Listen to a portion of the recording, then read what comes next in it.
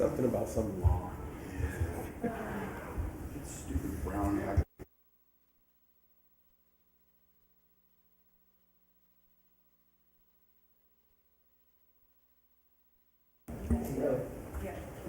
Is there a reason or is it just great? Just, I guess there's construction one time or something wrong with it. Jack had Baker earlier, it hasn't gotten better since. There we go.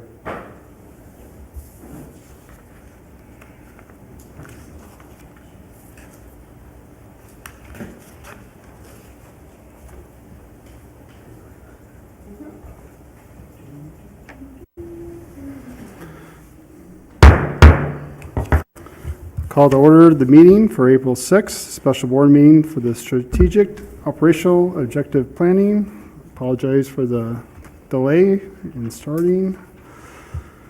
Start with a roll call. Director Gloriana Rhodes. Here. Director Ty Payton. Director Robert Gleason. Present. Vice Chairman John Gish. And Jeremy Coe. Present. Thank you. Stand for a pledge of allegiance. Pledge allegiance to the flag of the United States of America and to the republic for which it stands, one nation under God, indivisible, with liberty and justice for all. There's no comment. It's tradition. Okay, we'll move to 4.1. Review mission statement, or did you have anything before then? No, we did. I did get correspondence from Vice Chair Gish that he wouldn't be able to attend today's meeting. So we can get started with the Strategic Operational Objective Plan. Just a little bit of background. This is something that we've done for the last 3 years now. It's part of the budgeting process we try to put in. So the budget's based on objectives and goals that the board determines, and we also include staff with that, not just the administrative staff, but the line staff also. We've already conducted the strategic operational plan, the SWOT portion of that strategic operational plan with the staff last month, and we were able to get input from them. And so some of the stuff you see is going to be actually input from them. We're bringing that to you. So we're going to review the mission statement. There was no request from them for changes. We're going to review the vision statement. Then we're going to go through the SWOT, which is strength, weakness, opportunities. And you'll see there's changes from what the board has adopted last year. These were the portions that the line personnel thought were necessary. Again, the board has the ultimate decision to change or adopt what they've adopted or what they've suggested. So we'll work through that process. So we'll start with the mission statement. So the mission statement of the Lathrop-Manteca Fire Protection District is to protect life and property through efficient and dedicated response to the emergency needs of our community, delivered with care, skill, compassion to all who need our aid. We didn't see any reason to change that. That really is our mission statement, and I think that is actually a good one. I've seen a few out there, and it's hard to beat this one right here. So it's up for the board for discussion. Any discussions? Durham, am I right? No, I agree. It's short, it's simple, and it says a lot. I wouldn't mess with it.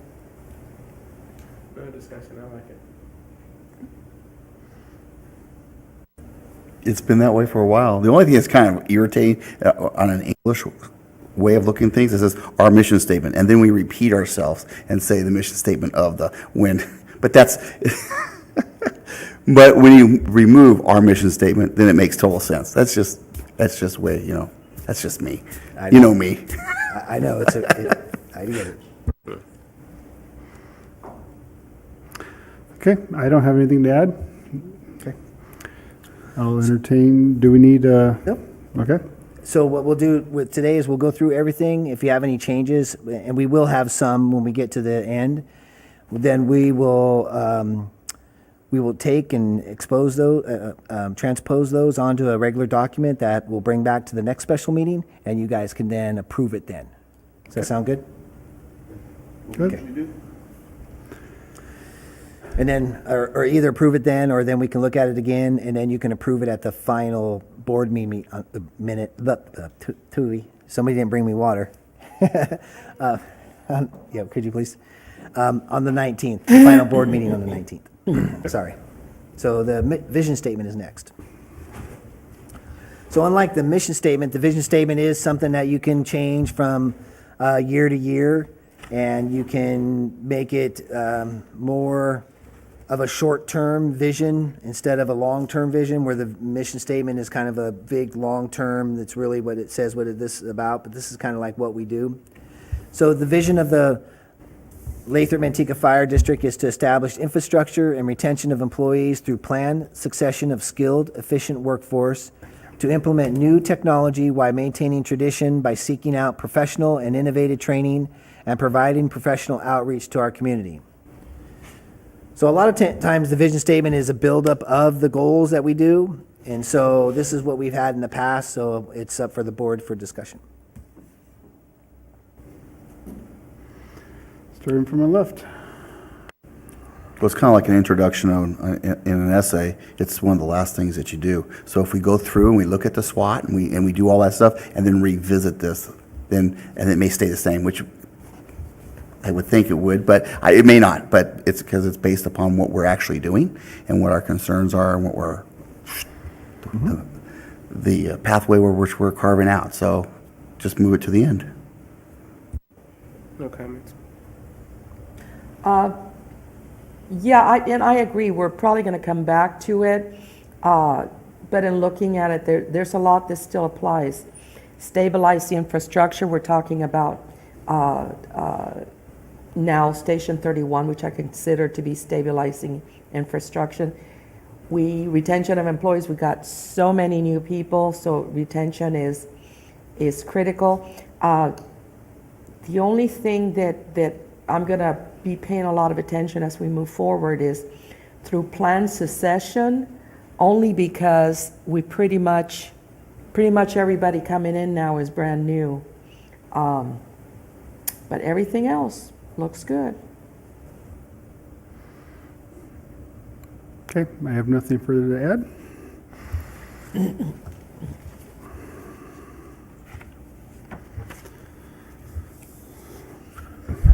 So after the vision statement, we can start with the strengths. This is where we met with staff and provided a couple different things. So we have some of the stuff, the employees, the strengths, motivated and dedicated was an addition. So anything in blue was an addition.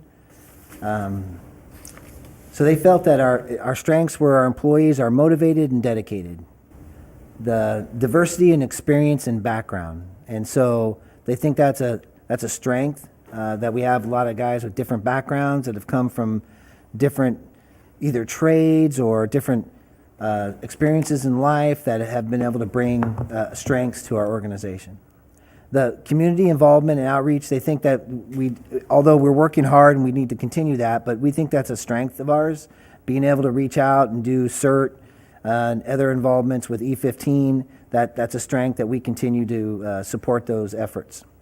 The skilled training throughout the workforce, they think that we have dedicated time and money and we set that aside, and that really hasn't been a huge priority in years past, but we have been sending people out to get additional training and bring that back. We are putting together plans this year for additional personnel to go outside of our area into the San Diego Symposium, the Fresno Symposium.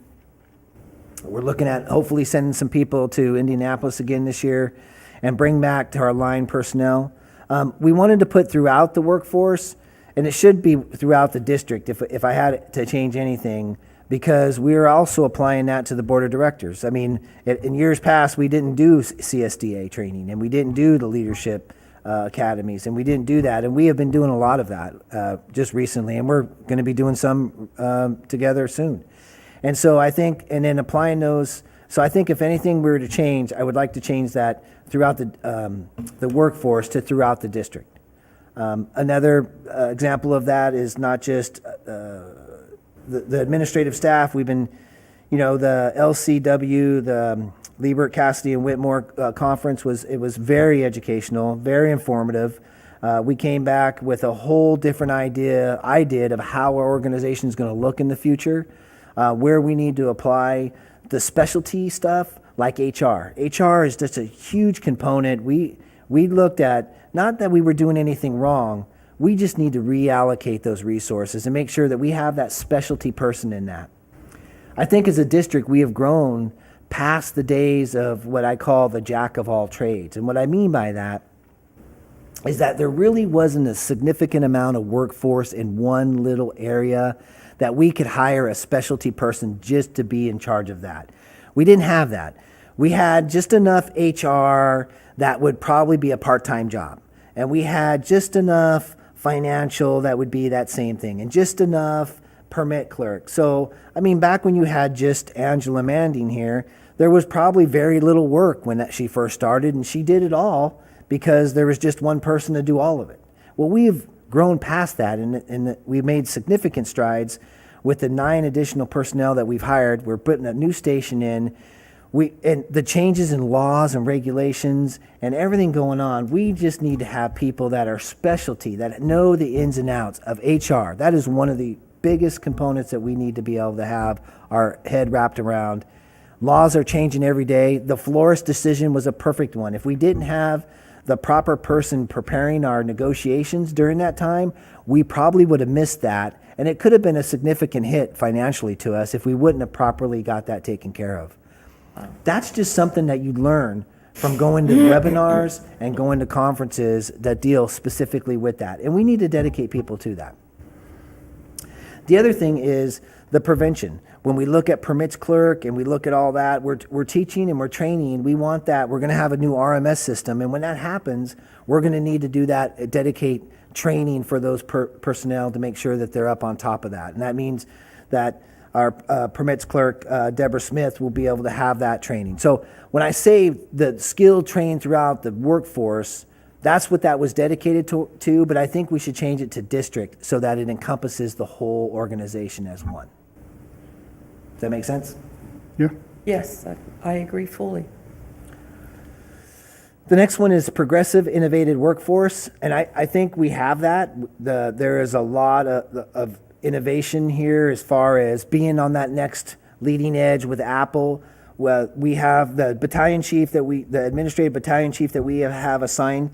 One of the strengths that we have is that we have segregated him into, he's working with the CAD, dispatch, but also the CAD and dispatch has become such a technology-based component. It's no longer the days of charts and tabs and a paper. I mean, that's a good backup that they have in place, but technology has really taken over the dispatch component, and you need to have personnel that are dedicated specifically to that. And one of the things that we're looking at is the Apple component that we use, because quite frankly, an iPad is a lot cheaper than buying an $8,000 CAD that goes out in 4 or 5 years. So we have kind of incorporated a couple different things, and we assigned the administrative battalion chief, Larry Madowski, to really go forth with that. And it has come to fruition that Apple has actually contacted us. He's going to be sitting in on some of those seminars and talking with the uppers of Apple to be able to see, they want to know what they can do better to provide a better service from their angle as component to the emergency services.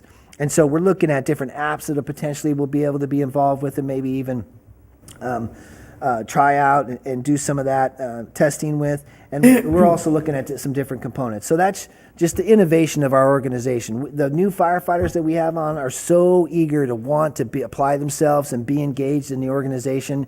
They are constantly coming up with new ideas. The battalion chiefs are coming to me with new ideas, and I have to slow them down a little bit because we have to get our head wrapped around them. But that's just the innovation of the organization and the workforce that we have. The last one was an addition, and that's intergovernmental relationships.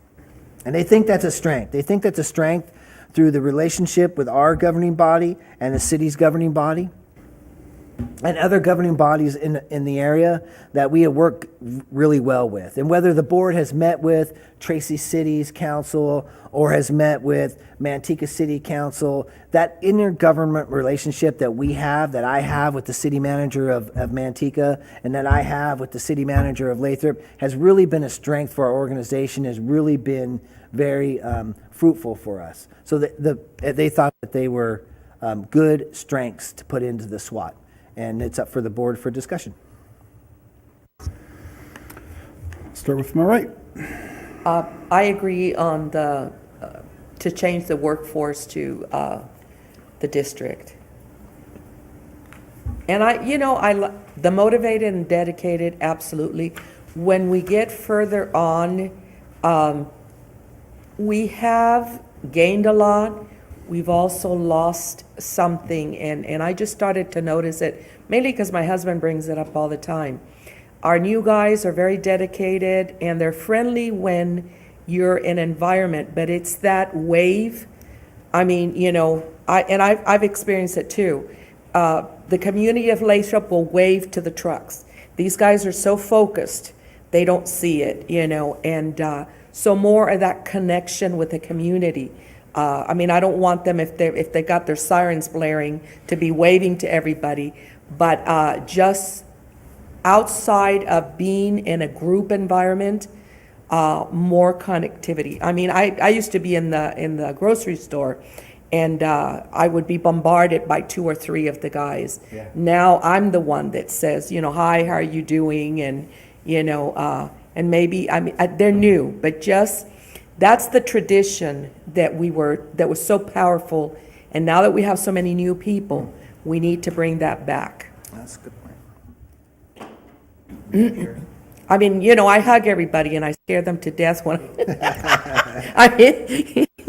maybe there's, and not to make an excuse for them, but maybe they're so nervous being so new, they don't want to. That's the whole thing. But that's what I'm saying. Maybe I'm not criticizing them anyway, and I think that's what it is. They're just focused on what they're doing or whatever. But they can relax when they're not and just connect. Yeah, we need to empower them to feel that way. Yeah. Okay. So any more comments on strengths? I don't have any. Well, just not to contradict, but it's going to sound contradictory. So I'm going down Matthew Road because traffic's backed up. Okay, what and shift was and, this? and, and engine 30, because I waved and we're coming, and they waved back. So just, I don't know. And these are new guys, they don't recognize my truck, but they, I find that they're waving. Because I wave at them all the time. Well, but Probably you probably C-shift, have the shirt on, huh? Well, it happened just now, just today. You have the shirt. No, I was in my truck. I'm doing, He had his jacket on. I was driving. We just put it, I was driving. So, yeah. And I waved and they waved. We went by each That's other. good. So I'm I glad figured to they're hear heading up the that, Roth yeah. Road to come around because it was kind of backed up everywhere else. But, yeah, so I found they're waving. I'm looking at the strengths and wondering when we look at skilled training throughout the workforce, throughout the district, are we incorporating a professional development section in the evaluation and goals? Do they have personal goals for professional development? And are we then annually sitting down with them and says, this is what you said you were going to do. Did you do it? And keeping them at task of accomplishing the goals that they say they want to do. It drives home that question that was asked, where are you going to be in 20 years? And some of them said they were going to be you. So what are they doing to get there? I was a little disheartened, a little bit, because I don't ever remember in our past where we have gone for promotion and we didn't have a pool of guys ready to step up. So what are we doing to make sure that doesn't happen? That if longevity, stepping up, and it goes into training, to move up the battalion, all the way when we finally get division chiefs again. Are our guys preparing for that? As a board, over the last 3 years, we've been encouraging, we got to do this, we got to keep going. Gene can't keep doing this by himself. We need the battalions, we need this. But are they getting the message from us that it's a need? It's not just, oh, well, we wish. We have a plan, and this plan requires people, and we need them to step up. So, I don't know. Do they recognize that? What are we doing to encourage them along? That would fall more under, I think, something we could talk about in the weaknesses, and I'm not sure if I got that there, but I can tell you this, that we had 2 meetings with staff. One was with the captains and the battalions and upper administration. The second one was with all staff, so that we did the SWAT with that. The first one, and I didn't talk to the board about this, but was to talk exactly about that, professional development.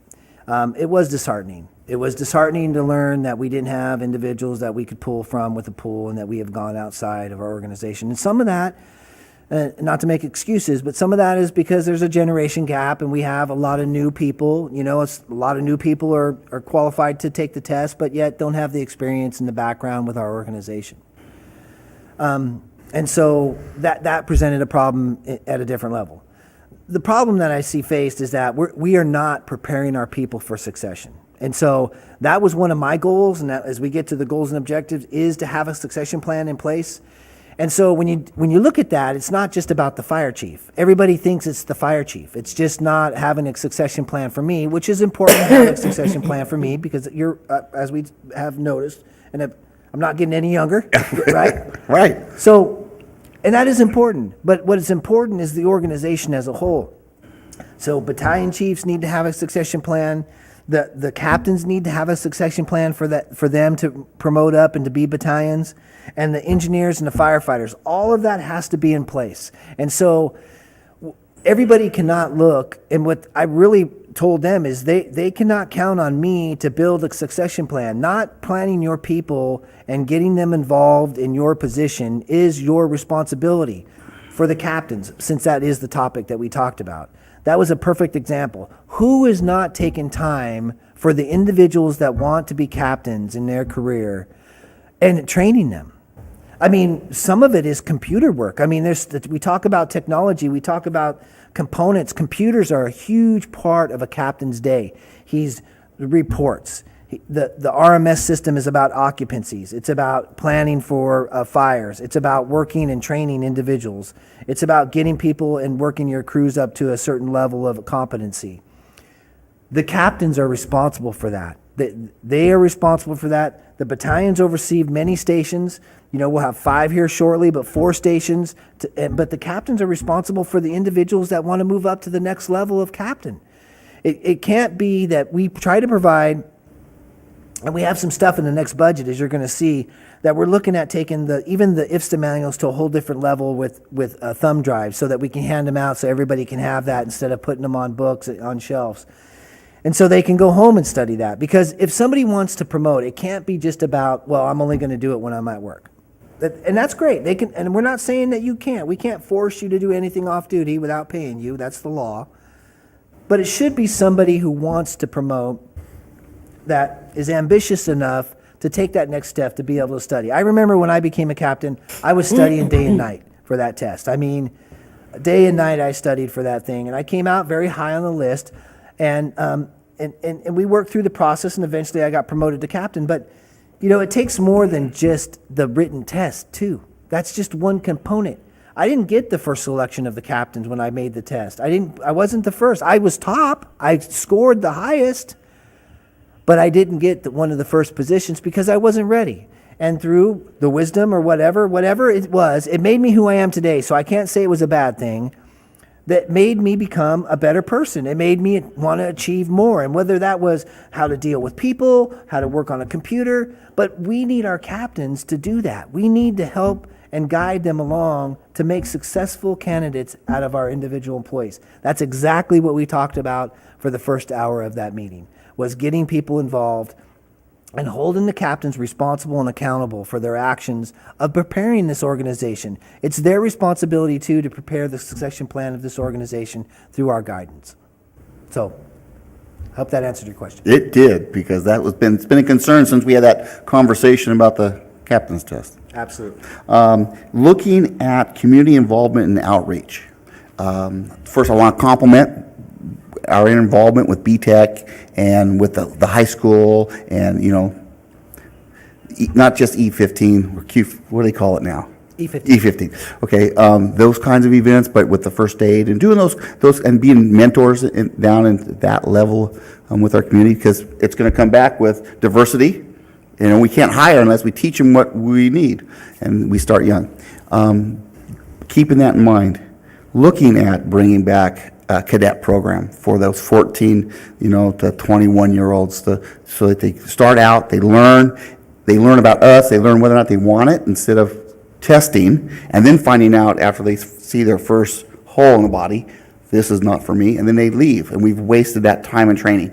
But they can start learning some of those things as a young person. I'd like to see those kind of things in regards to our outreach. The other thing is, we're an agency kind of within an agency, because we got the city of Lathrop, and they have responsibilities for doing certain things. And the county has certain, we're talking about like emergency response in regards to the whole large incident. They don't have a real good plan in regards to how to handle the community. They have a great plan in infrastructure, keeping that up and going, getting the grid up and going, doing all those things, but not how to handle 20,000 people. We're the good guys. We're the friendly guys. They're, a lot of times they know our names because, little kids come to the station from the school. And so they're going to turn to us and ask us, how do we prepare for an emergency? And so maybe looking at that kind of outreach without stepping on toes.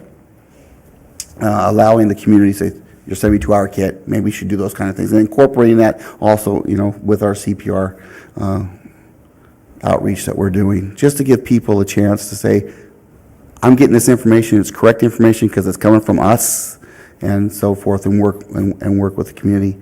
Looking at, in regards to more community outreach, I don't know if we can reach out any more than doing these little things, because we'd be spread so thin, and how much resources that we have. But we are a leader, and maybe in our county EMS, we have kind of moved that way, with some of the things that we're doing there. Maybe we need to start doing that with our little city of Lathrop, just in the events that we hold, trying to educate the community.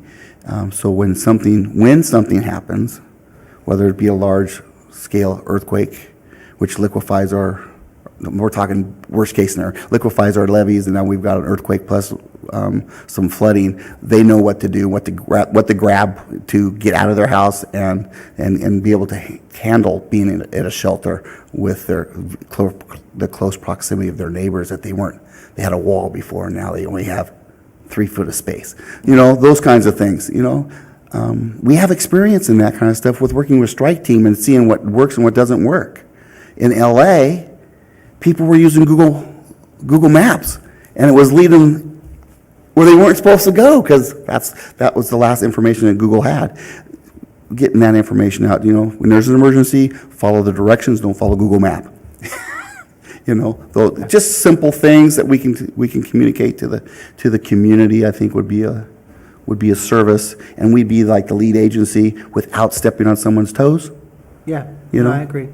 Yeah. I agree. That's a great opportunity for us to do that. And what would be advantageous of us would be, we're having another CERT program and getting, so as much as we have a strength of community outreach, and we do a lot, we do the seniors breakfast, we're out there in the community serving breakfast to them and helping with that program and getting involved as much as we can. I think the quantity is there, but the quality is not to my satisfaction. And so at this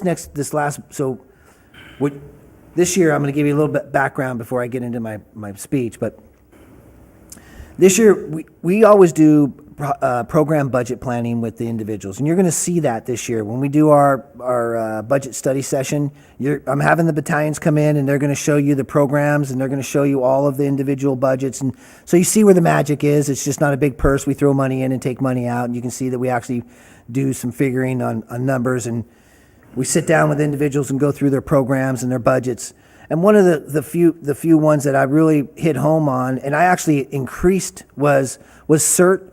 and CPR. And I'm going to get to that point in a minute, because you're going to see in the budget that we've done a couple things. We also added Explorers. So we're bringing back the Explorer program. One of the new hires, one of the individuals, our new probationary firefighter, wanted to take on the Explorer program, which we just haven't had the resources and the personnel to do that.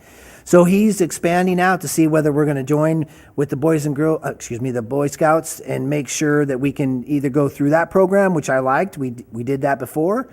Or if we have to expand out and do something different. But our first avenue is to go through the Boy Scouts and try to bring that Explorer program back here for the 14s. And so we added money into the budget for that. That we're putting in money for uniforms, we're putting in money for the cost of the paperwork and the insurance and whatever we need through the Boy Scouts of America in order to bring back the Explorer program. It was beneficial for us. Some of those individuals from our old Explorer program became reserves. And one of them got hired. He ended up taking another job somewhere else, but one of them did get a full-time job eventually. He really was dedicated through the whole process. The other thing you're going to see is the CERT program. They're coming back, and we've added more money into that. And I think it's a great opportunity to sideline with the emergency prep and get them involved with coming up with ideas of how we get out there in the community, because those are really the true volunteer, the citizen that wants to really go out there and help. Where we have our volunteers and our reserves, they really want to be firemen. Excuse me, that was a misstatement. Yeah, we understand. That was they want to be firefighters in the community, where now the volunteers are really the CERTs people that want to come in. They are retired personnel. STARS are another group that does something similar to that. The CPR program, the individual that is in charge of that, I gave him clear direction that I want to see more community CPR, citizen CPR, hands-only CPR. I actually told him that I was disappointed that at this pancake breakfast, he doesn't have something out there to do sidewalk CPR, hands-only CPR with the citizens that want to come in there.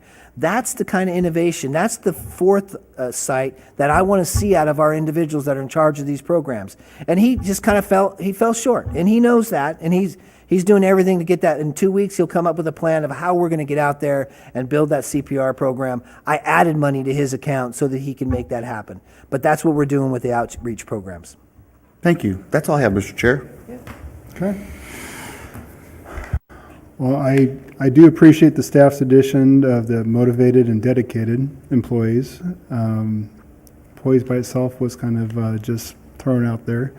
So I do like that addition. I do agree with the skilled training throughout the district and the intergovernmental relationships. Yes, it is a strength, but I think that's also something we could also work on as well, more. So like everyone has already said,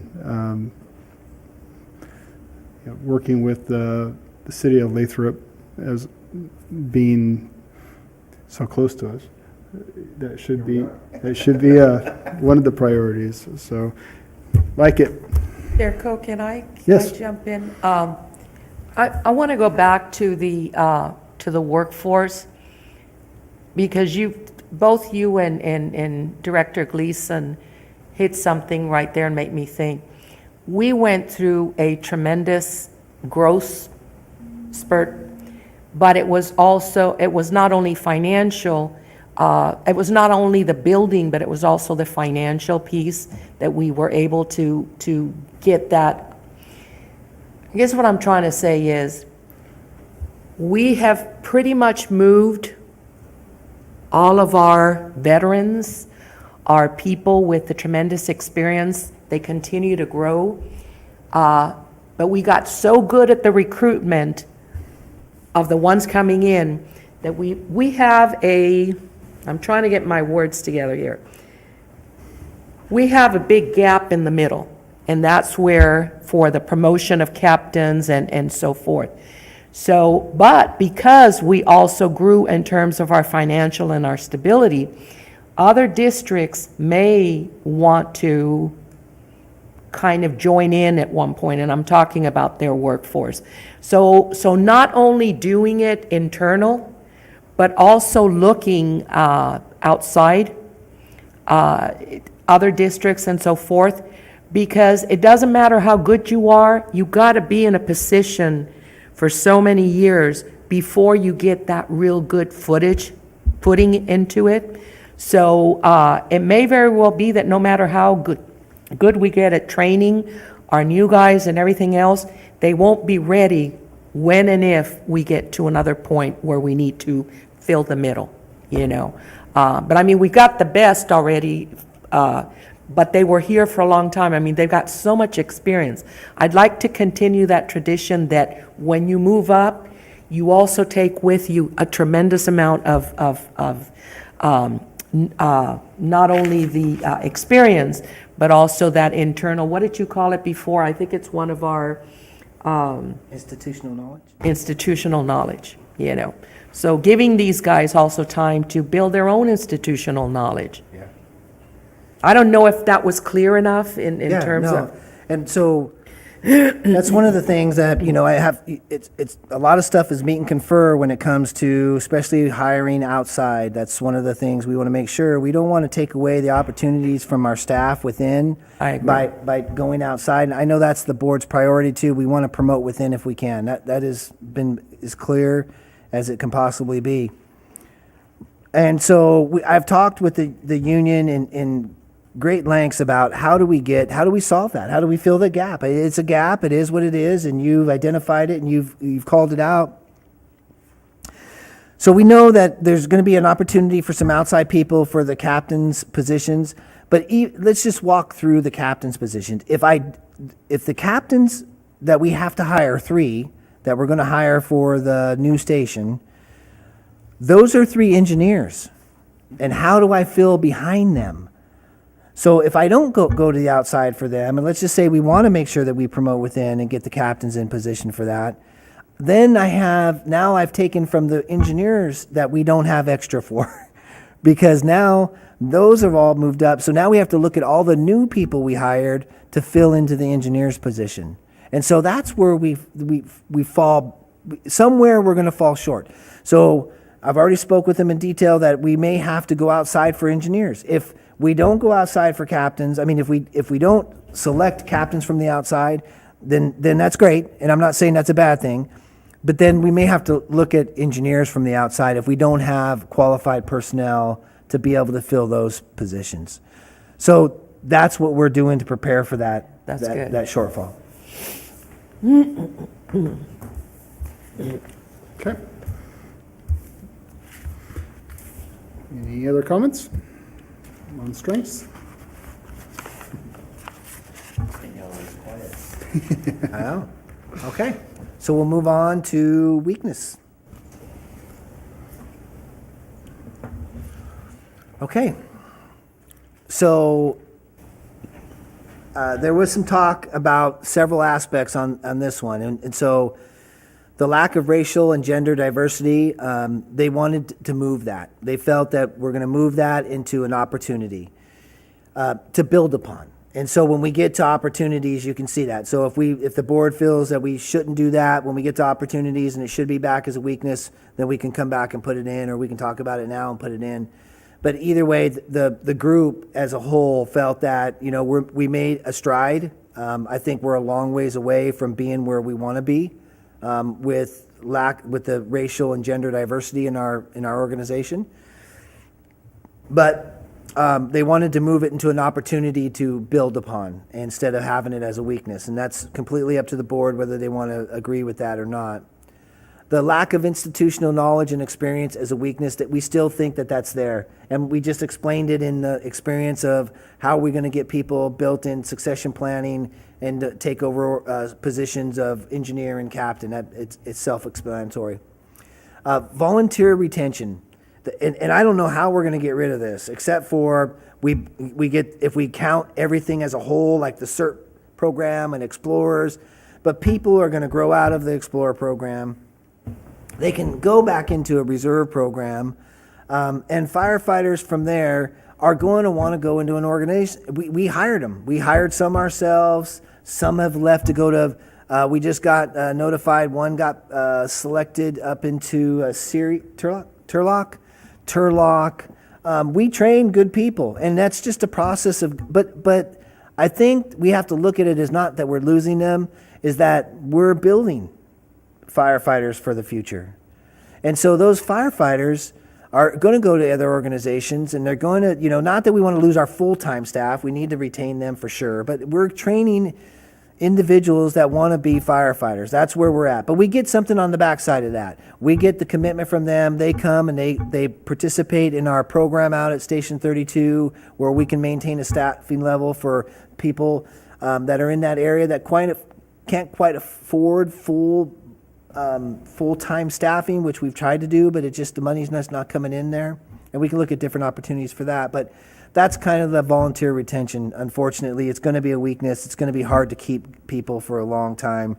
We've kept them for a while, but eventually they will leave. So if we get 3 or 4 years out of them, that's a good thing. It really is. And so, so the lack of succession and a mentoring plan, we moved into an opportunity after the meeting, because when we hit home of what we need to do and how we need to do it, we're looking at it as we've identified it. That it's a weakness if it's not identified. That's how we felt. We've identified it, and we have a plan in place to build around it, and we're going to make sure that that gets implemented over the next couple years. It's not going to be a one-time, one-year thing, and it has to be something that's continually built upon. So they wanted to move it to an opportunity, and it's to the board for discussion. Okay. I'll go first on this one. I do agree on moving those two opportunities. I find it interesting that the staff doesn't have anything to add to our weaknesses. I would have hoped to have some internal conversation of what are our weaknesses. Us standing up here, we have our own view, but the people that are actually running the show and out there doing things, do they not know their weaknesses, or is that something that they are leaving up for us to identify? So with that, if we're going to identify it as a weakness, which looks like we're leaving 2 up there from last year, are we going to address those weaknesses, or are we just going to identify we have weaknesses? I think, if I may, Chair, I think we need to address them. And so I think if the board sees weaknesses, so this was the staff, I should say, the line staff and administration, we really don't participate in their SWAT. We participate in this SWAT. So, there is weaknesses that we have found and we need to identify and put in there, but I didn't want to do them without the board being part of that process. So, a couple of the weaknesses that we have found and we're addressing already is the policies. We still haven't gotten great policies in place. We've made some progress with some of the policies in place, but we haven't. So we've retained. We're actually getting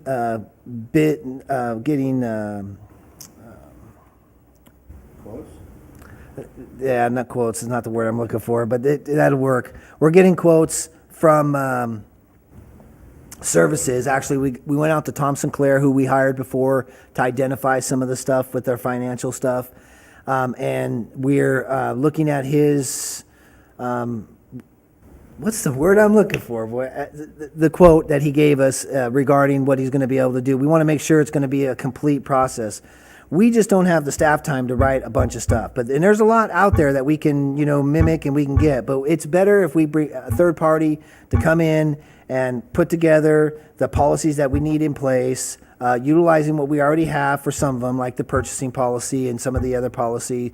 We think that's a weakness. We've identified it, and we're working on it, but I still think that is potentially a weakness that we should list, is that we don't have good, solid, in-depth. We have some policies, but good, solid governing policies. Mr. Chair. Can I try to put that in? Well, it took us 8 years from the time the city was incorporated and working with John Bingham and a couple changes in council before the big book came out, and we had to hire someone to actually put that book together, because it was we had county stuff going on, we had water district stuff going on, we had all of these things, and we had to compile it all into a reference book that you can actually quickly turn to it and say, okay, here's our policy on it, here's the ordinance on that.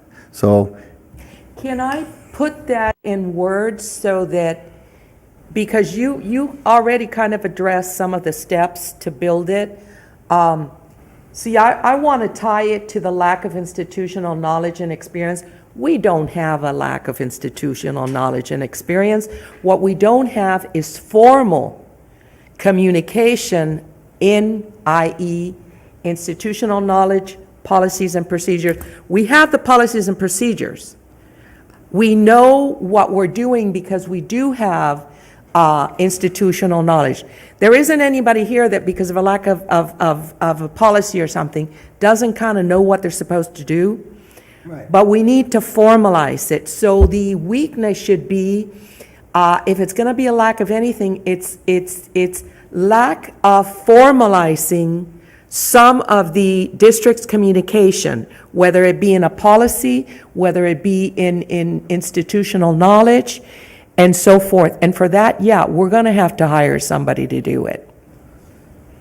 Yeah. So you're the better one here in the words, but it's more of a lack, no, and it's not even a lack. It is complete formal communication is kind of what I'm looking for, where all of our methods of communication are formalized, in whether it be a policy, a procedure, an ordinance, but that goes for everything, the institutional knowledge, the policies and procedures, and so forth. And we do have a lot of policies that deal with the line personnel and how to mop the floors and do that. Where we lack is the governance policy piece. There you go. That's Yeah. what we need, and we just need to build upon that. So I think the governance policy, something of that nature, is a weakness, and we've got a plan to get it done. But it's going to take a year at least to get that process done. But I think that needs to be identified from the board, is that we either lack or we just need to complete the governance policy. I mean, maybe that's the verbiage, and we got proposals for that. That's the word I was looking for. But it's I wanted not to a make sure I lack. said it. We're not lacking. We have just not We just need to completely complete. formalized our methods of communication. Yeah. So complete. it's, no, it would be, it's not communication. We really lack a formalized way of recording, storing, and retrieval of Yeah. how we do our policies and procedures. That's what we don't have, is that formalized, open up the book, tab 3, there it is, on everything. And that's what we're going to need help doing, is it being able to record, store, and then a quick retrieval system. So we don't have that. It's in people's heads, or it's the way Right. we've always done it. Well, we've done that with, and so unfortunately the board hasn't seen it because you don't. I guess there is a few governance policies in our policy manual, so we have made it electronic with a hyperlink based, so all the individuals can go on there on into the all, which I think, does the board have access to that folder? I'll have to check with the IT. But you can go in there and you can look at the policy manual, and it has a index sheet, and you can hit it and it takes you to the sheet where the policies. We have a lot of policies, but a lot of them don't deal with the board, with the governance. So I just think we need to complete the policy manual that we have, making it electronically accessible through our webpage potentially. I don't think there's anything that's secret in there as far as policy-wise that wouldn't be available, that for anybody could actually pull it up, and if they wanted to look at it through a hyperlink process. So can we put it in words? Complete and accessible. Yep.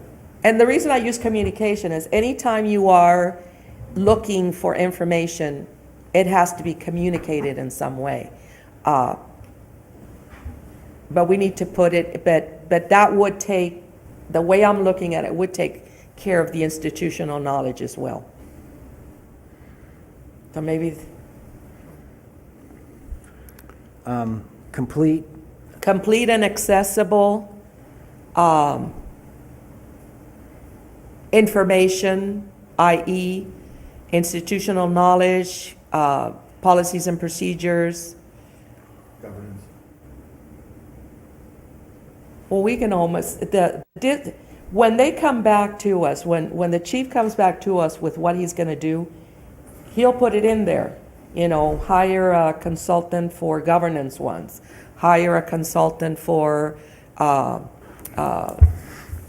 institutional knowledge. I mean, there are groups that actually come in and they will sit down, for example, with Battalion Chief Madosky and tell him, okay, let me have a conversation with you, and they start writing them out. Right. You know, So yeah, complete and formalize an accessible process for institutional knowledge and policies. for communication of all, I don't know. My mind went, this is as far as I go. Well, it would sound better if we said communicate, you know, in your phrase. So we're switching, instead of communication, communicate, that'd be more grammatically correct. So, but that way, we're able to, whether it's written, oral, And formalize and communicate, to communicate. to communicate? Yeah. Okay. All pertinent, Yeah. because see, you can put in All IE, institutional information and all institutional information. There That you will go. handle all, everything, right? That'll work. what you can do is, if you want to break it down, then do the IE, any missing policies and procedures, institutional knowledge. I mean, if you want to word them in there, you can. Okay. You don't have to, but I like what you just said. Yeah, that sounds good. If you remember, you can Complete repeat it. And formalize and formalize and to communicate? No. We'll figure it out. I don't have a pen. We'll play so with it a I little can bit. write We know what down. you guys want. Complete and formalized, pertinent, I don't know. A process to communicate institutional information. There we go. That sounds, Did you I get like all the that? end of that. Did you get all that? Yeah, but you still have to build in there somewhere that we don't have it One of the all, classes- without putting the lack. One of the professional development classes that Becky has to take is shorthand. Well, that's the weakness. We haven't, to complete it. Yeah. That's our weakness. Complete it, very good. That didn't add one, but, so we're here for the board. If you guys have identified weaknesses, we identify. No, because you're taking that one off. Right, Yeah. Well, You're just replacing it. yeah. okay, Number 2. We're just modifying number 2, right? Yeah. Yeah. So the reason why I said what I said earlier about if we're going to identify as a weakness and if we plan on doing something about it, that's great. But like the volunteer retention, like you said, it's one of those things. It's always going to be something. So do we want to leave it as a weakness? Well, but we got to change it. Again, it's not retention. The reality is that if you talk to any young guy out there that wants to be a firefighter, and you hear the advice they're being given, the advice is take the courses and join a volunteer fire force. So we know that volunteer means I want to be a firefighter, and I want to be a firefighter soon, and maybe I join you because you're the best, but if you can't offer me a job in so many years, I'm somewhere else. That's our reality. So then the weakness is, and I don't think it's a weakness anymore because we are connected to some, in other words, we have to continue to keep that active. So it is the active retention, the active recruitment. Maybe we formalize it to where, I don't know, that, I don't want to get into the how because that's for you. But it's not retaining them. It's always making sure that we have a way of getting them. We have that. Okay. So we just hired 13, and Then- there was 20 more that we could have hired. Okay, but if you know for a fact that, okay, if in your mind you know that you have 13, but you could lose 6 tomorrow, is it then a weakness that you're going to be missing 6? And I think not so much as we're looking at that. that component, because that is a component. We know that that exists and that's going to be there. I think it's not just our organization, it's throughout the state of California, because most of the department, most of them, not all, are full-time paid firefighters. So you don't have a lot of volunteers. You do have some, like Farmington is all volunteer. What's the other organization? Isn't it like And Pioneer? what I'm asking, Once you Gene, get up in the is, hills. So is wait- it a week, okay, will the loss of 6 tomorrow create a weakness for us? No, because I'll have 6 more to hire. Okay, then it's not a weakness, but But retention, You're I you're think we focusing agreed, we strictly can't on retain- on one aspect of the volunteers that we have. So you gotta look at CERT, you have to look at the vast majority of people who want to volunteer. How do they volunteer? Where do they volunteer? How do I get involved? And it's everything, and even though it's not our organization, what's it called? Fire First? What's it called? It's the non-paid family members Oh. behind the fire. Thank you. I couldn't remember what it was called. We need to consider them also. There's a saying: you can pay me great and treat me terribly. You can treat me, you can treat me great and not pay, but you can't do both. You can't treat me terribly and pay me terribly. So people need accolades. And that's how we retain our volunteer force, is by saying thank you and including them into Christmas parties and those kind of We're not things. going to retain them, because if they get a job, okay. No, that, again, you're back to fire suppression. And that's not where, when you look at community outreach and stuff, CERT.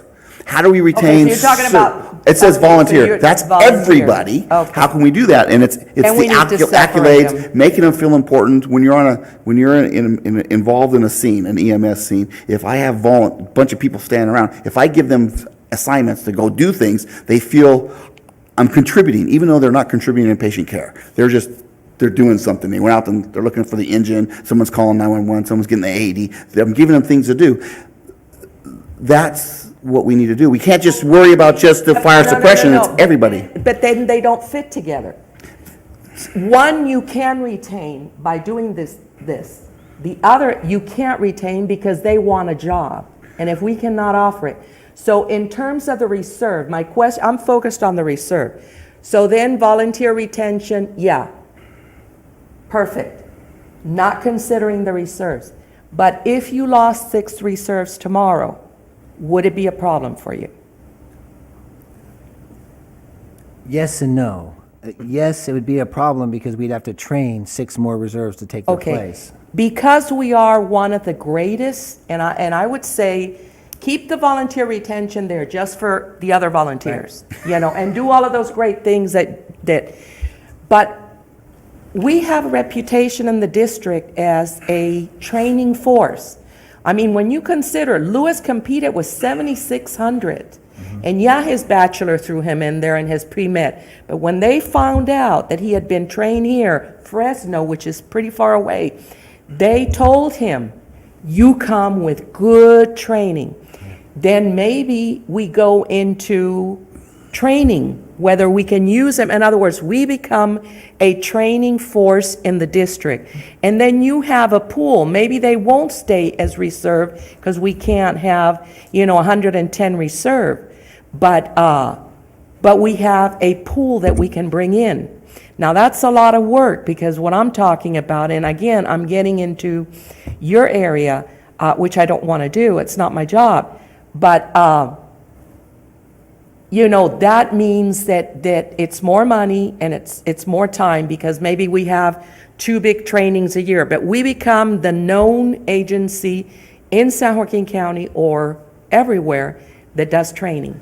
So what we can do is, and we're talking about an opportunity, is to look at, once the Station 5 is completed, we'll have the old administration there. We'll be able to turn that into a classroom, maybe do an academy type of training that we can bring individuals in and be able to train them. And so like Butte County has a program where you do a ride along. So there's a couple different ways to get your firefighter one. Once you have to be at an accredited college that and training organization that'll give you that, and it takes a little time to get that done. Another way is to train individuals to that level, and then they volunteer for a year, and then the fire chief can then sign off their firefighter one. It's part of the process through the state fire marshal. That could be an opportunity for us to continue that process. And with again, them. I'm just throwing it out there, but No, that's that's good. confusing when you have volunteer retention, because it's impossible. You're setting a goal that for the reserve, you're not going to meet. Yeah. Because they want a job, and we can't. And the thing is and you're both right. And I don't mean to sound like I'm wishy-washy here, but you're completely right, because it's become so restrictive on the position of firefighting, because there's a physical there's certain criteria you have to meet, and the volunteers sometimes they don't want to bother with a physical. They don't want to go through all that process. They just want to volunteer their time. And so you have both components. I think the lack of, or the weakness we have with the volunteer, is that we are not inclusive enough with what's going on with our CERT program and what's not going on with some other of the programs. Behind the Fire is going to help tremendously for the support component. That is going to be a big component for us. A senior program would be another program that we can get individuals involved in for just volunteering. But I agree, that's an opportunity for us to continue down that road, and maybe we should segregate them a little bit and look at them from two different aspects. Yeah, put think- the I other think one we- in opportunity. In the past, when we've talked about volunteering, it has been fire suppression. That's been the focus of the department. And then we got CERT, and we had explorers for a little while. They're part of volunteers, and getting them involved. We have ROP, that's part of volunteers. We've got all these little components, and that's what we need to focus. When we look at volunteer retention, we need to look at not fire suppression. We need to look at what's available in the community and how can we get them involved, and then how can we retain them, okay? I'm going to bring up my favorite topic. But with dive, there's a lot of divers in this community who have more dive bottom time and who are extremely good at what they do, and who have maybe they're a rescue diver with another agency, or they're involved. There's no reason why at some point we don't have a volunteer group that either supports our divers, responds with our divers. There's all kinds of things we can do. Responds with our divers as a specialized unit, but there's things that we can do in regards to using that utilize those volunteers. Communication. I got a buddy of mine who every Sunday or whatever talks to like India and all over the world, and he has this little antenna that hits the satellite and boom, talks. But really, really, really good at communications and using the shortwave ham radio frequencies. Getting a group of citizens who are really, really good in that and really interested in that. And that's all they do is specialized stuff, who can then go out on our July 1st thing and be the communications just in case someone gets hurt, and who can, without hitting the network, can communicate with, Craig, because he does the little thingy, Chief Jones, and then just disperse where people are needed. So there's different things that we can do, not that we're going to do them tomorrow, because we're growing, but in the future, we could be the catalyst for a lot of those kind of activities. It's us in Stockton on dive, but yet we've got Ripon, they got their little, Kodiak rubber boat, and French Camp, they stay on the shore and throw a line, but we may be at some point involving them in the river response, because we got a huge development whose focus is river islands. So we can't keep our minds focused on volunteer on fire suppression. It's when you have a volunteer force, it's everywhere. Dr. Payton. Okay, well, on this topic, and I'd like to move on to another weakness at some point, but on this topic, I think technically reserves are not volunteers anyway. They are volunteers. The reserves are volunteers, We just call them reserves, yeah. but we pay them, right? We pay them a stipend, but according to the federal government, explanation of what a volunteer is, which exempts them from. Okay. So legally they're volunteers. But I think for the purpose of this just had to discussion, be I think clear it would be useful to separate what we're calling the volunteers from the reserves who wear uniforms, right? Separate the reserves from, don't consider it for the purpose of this discussion, the reserves volunteers. And I think that kind of resolves the issue. Yeah, Because I when think so. Gloriana talks about the retention of the reserves, that's different than when. And I Gleason think talks Ripon about- does separate even some of their others, even some of their firefighting components. They have volunteers and then they have reserves and then they have, Yeah. if I remember right. Yes. Some are paid and some get stipends and some don't get stipends. So, So instead of it reading as is, volunteer retention, I think it should be something to go with more uses of different types of volunteers. You Or talked just- about the DIE program. you Or talked just about- you add in that you look at, uniformed volunteer. I think that's a difference, uniformed volunteer Well, versus that- volunteer. Is it a weakness? Is it really a weakness? It is. Or It's is it- always a weakness or when is it an you're dealing with a opportunity? volunteer organization. I think it's more of an Me opportunity. too. I think it's an opportunity. I think using more members of the community is a opportunity. If you go to the sheriff's office, they find there's stars doing everything there. From as soon as you walk in the door to getting your fingerprinting done, your live scan, that's all done by volunteers. I mean, the sheriff's office has found a great way to use their senior system to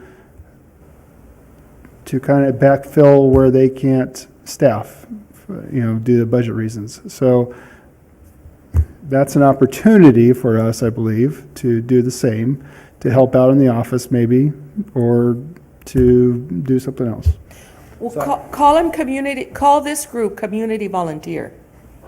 actually, I was gonna eliminate, so volunteer, we're gonna consider cert and all them, and then reserve, we're gonna call reserves. That way, Well, you could put, if you want to, yeah, that helps Yeah, with that. yeah. And so, what I did is moved it to opportunities, and I put engage more volunteer opportunities.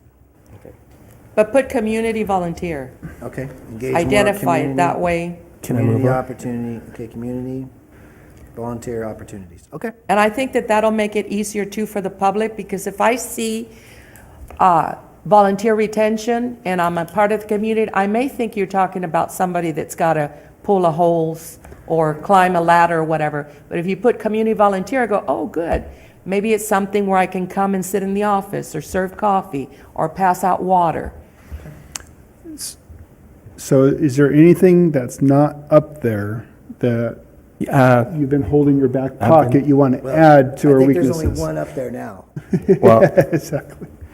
I would still found it- keep I found volunteers. I found it interesting that the majority of the discussion when we were talking about strengths was about our lack of succession planning and the deficiencies that we have. The fact that, we don't have a pool, or we struggle to fill the captain's job, and we might have to struggle to fill the engineer's job.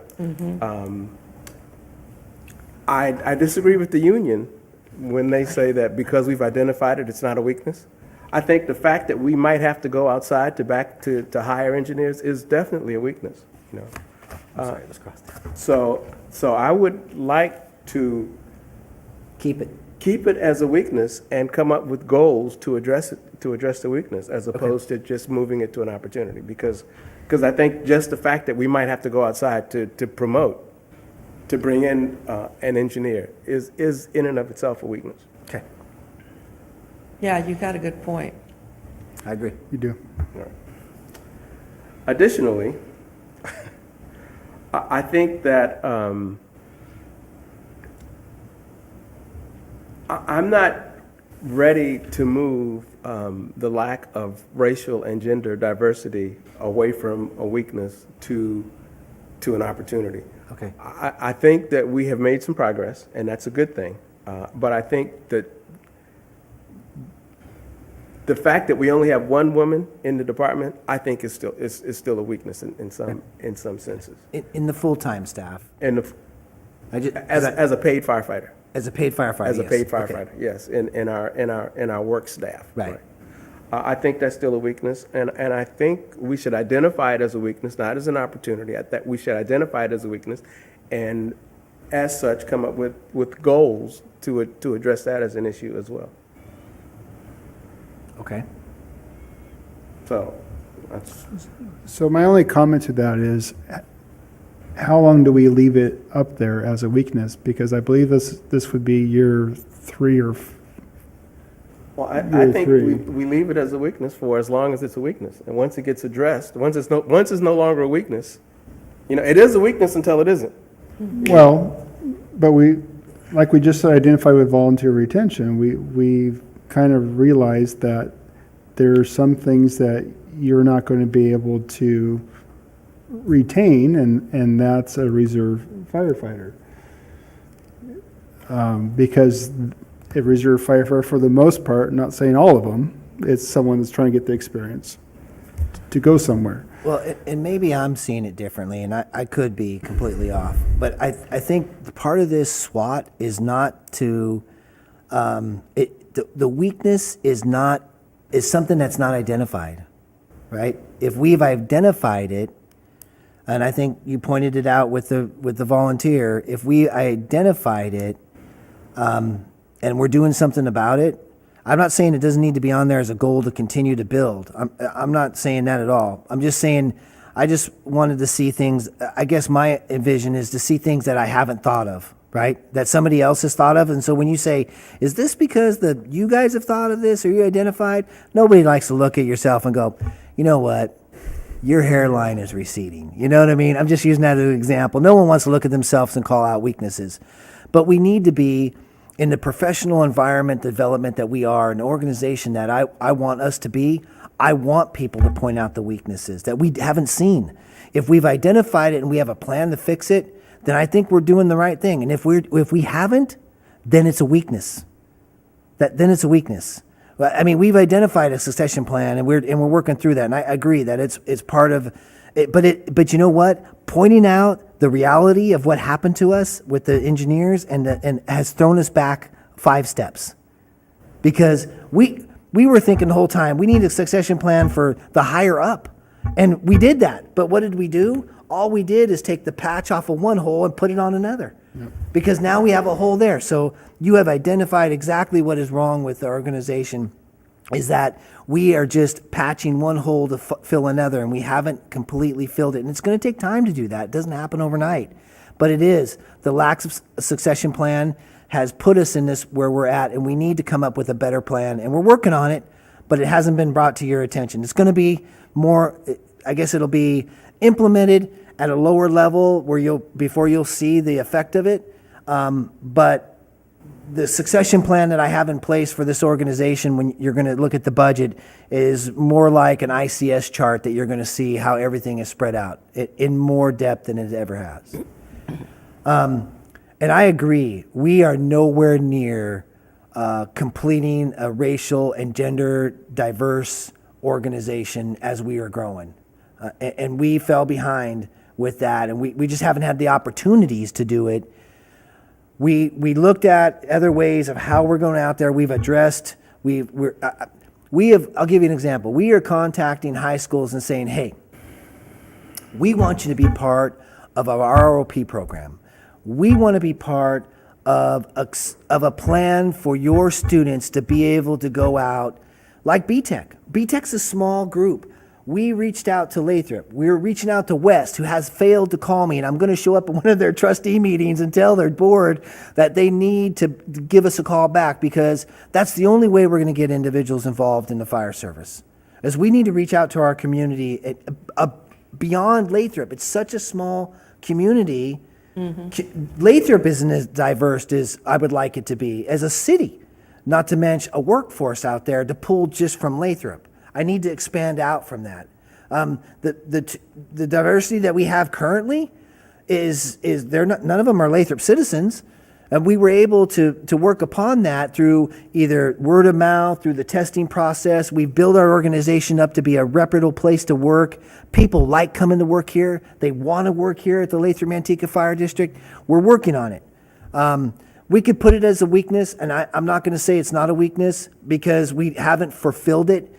But I think, in my mind, just for this process, I thought weaknesses were going to be just stuff that I don't know that are there. And I'm okay with you saying, Chief Neely, you need to wear a different shirt or something of that nature. I'm just being silly here, but something that I'm not addressing as an organization, I want to know about it because I want to address it. LA County, I don't know if they listed as an opportunity or a weakness, but they do find that they are in a need. It's a need. Because on the gender thing, they have a specific academy, and it's ran by the female firefighters of LA County, and they go into the high schools, and it's targeted just to high school girls about what they can do in the fire service. So there is a large organization that sees that there's a need, and they've made a plan on how to attack it. We're not to that point yet, but we've identified that it's a need. We need to put together a plan to address this need, whether it's an opportunity or a weakness. I think it's a weakness on our point, but you know, we need to address it regardless of which box it's in. You know. Well, let me see if I can help here a little bit. Do you have a method in place to recruit a diversity of racial and gender right now? Have you been successful even if at the beginning? So to expand out on that, you have to look at the community that we have, right? Of how we're getting. But I mean, have you already gone out because let me see if I can explain it this way. We're looking at the issue as the weakness. The weakness really can also be identified in a lack of a system to get us there. So do we have a system? Obviously, you hired a woman, you have hired more African Americans. Something that we did started us in the process. Do we have that process? We have our first East Indian with us too. I mean, Yeah. So when you look at organizations, around us, I mean, the only other large cities have done it. Tracy has a pretty vast, but it's not a huge diversity. I think they have two female firefighters. I'm not sure about how many African American firefighters. It's never going to be easy. And then Stockton is another organization. They have a good diversity there, but that's a large. They have over 200 firefighters. I mean, the percentages are probably Manteca. I know they don't have a female firefighter. French Camp that doesn't have. I don't know what the diversity is there as far as racial, but the gender diversity. I know, but Okay. what I want to do is I want to move it, because we've all talked about it. The reality is that then would it be, see, I'm looking at moving not that wording, but a different wording to threats. In other words, a threat to us is the issues preventing us from getting to the point where we have that we continue to improve in terms of the numbers of racial and gender diversity. In other words, moving it to threat, but I can't find the words. Gleason, I'm always asking for your help. Let me ask this. I mean, because let's ask the individual if I can. What is your vision? What do you see that we're not doing and it makes us weak? Because there's something I'm not doing. You know what I mean? Not just the fact that it doesn't exist, but what am I doing that makes it a weakness that I need to build on? I'm not saying that you're not addressing it. Yeah. You know, but I think the reason that you're addressing it is because it's a weakness. I agree. You know, I think just because we're addressing it doesn't mean it's not a weakness. I think just because we've identified it doesn't mean it's not a weakness. Okay. I think that my personal opinion is only having one woman in the department is a weakness. You know, I think well, just that. Yeah, You and know. I agree. And so through the testing process, I only had one that made it through the whole process. You know what I mean? Right. So I think that we need more female applicants. And so we have recently hired 3 female reserves. That is now they're getting their training. They start the 14th, the first day. So we have reached out, and a lot of that is through our outreach program, ROP, BTEC. Those programs are bringing in the diversity that we've reached out. So I agree, and I don't care whether, and I see where you see the weaknesses now. I see that your vision of, because it's all about communication, right? Understanding Right. each other's perspective on what weakness is. So I think we're doing stuff to get it done, and whether you want to agree that it should be a lack of racial, and because we haven't fulfilled it as a weakness, I'm okay with that. No, but if I may, because I think what you truly are saying is, you want to keep it on the hot burner, and we can identify, because there's a lot of them that we want to keep on the hot burner. In the point of threats, in a world we live in where everything that is not eminently in our face, we put aside because we've got so many other things to do. There has to be a place for those things we don't want to forget and we want to keep improving.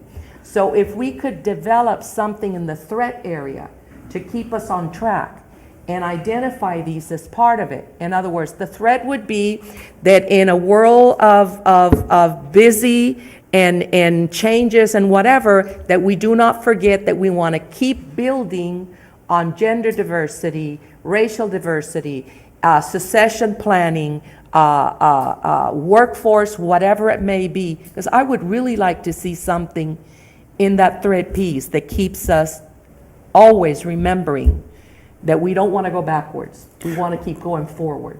Let me ask a question, if I may. We're going to have explorers again, and we can target high school female girls to join that. We have ROP, and we can target females and anybody to type of thing to come on board.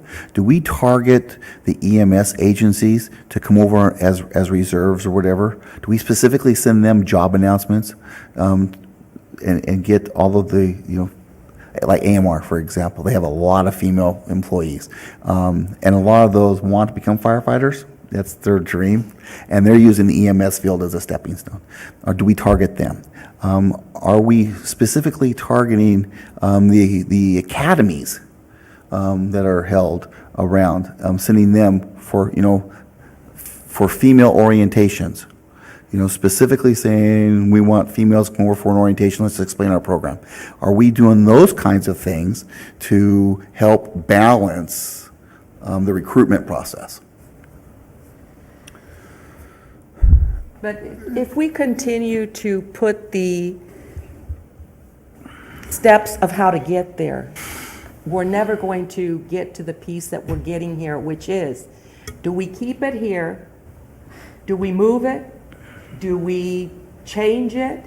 I don't see it as a weakness anymore because we're moving in that direction.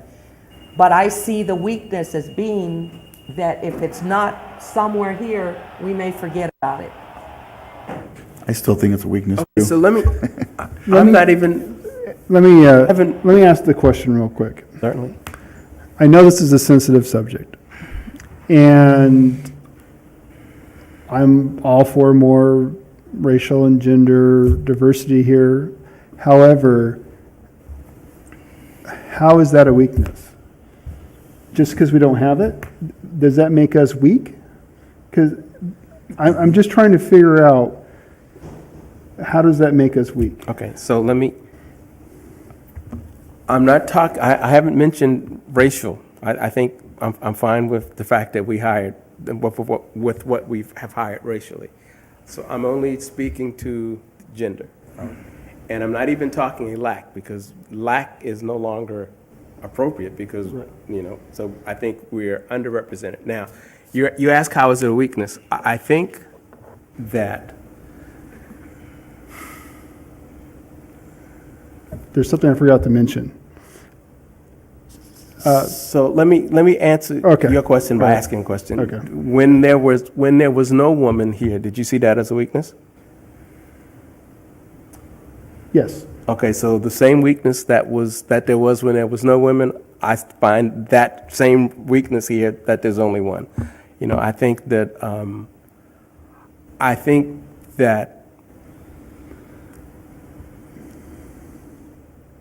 because we are the organization that we are, a public service organization, I think that it is a strength to have to represent the community that we serve. And I think that to represent that community means having more than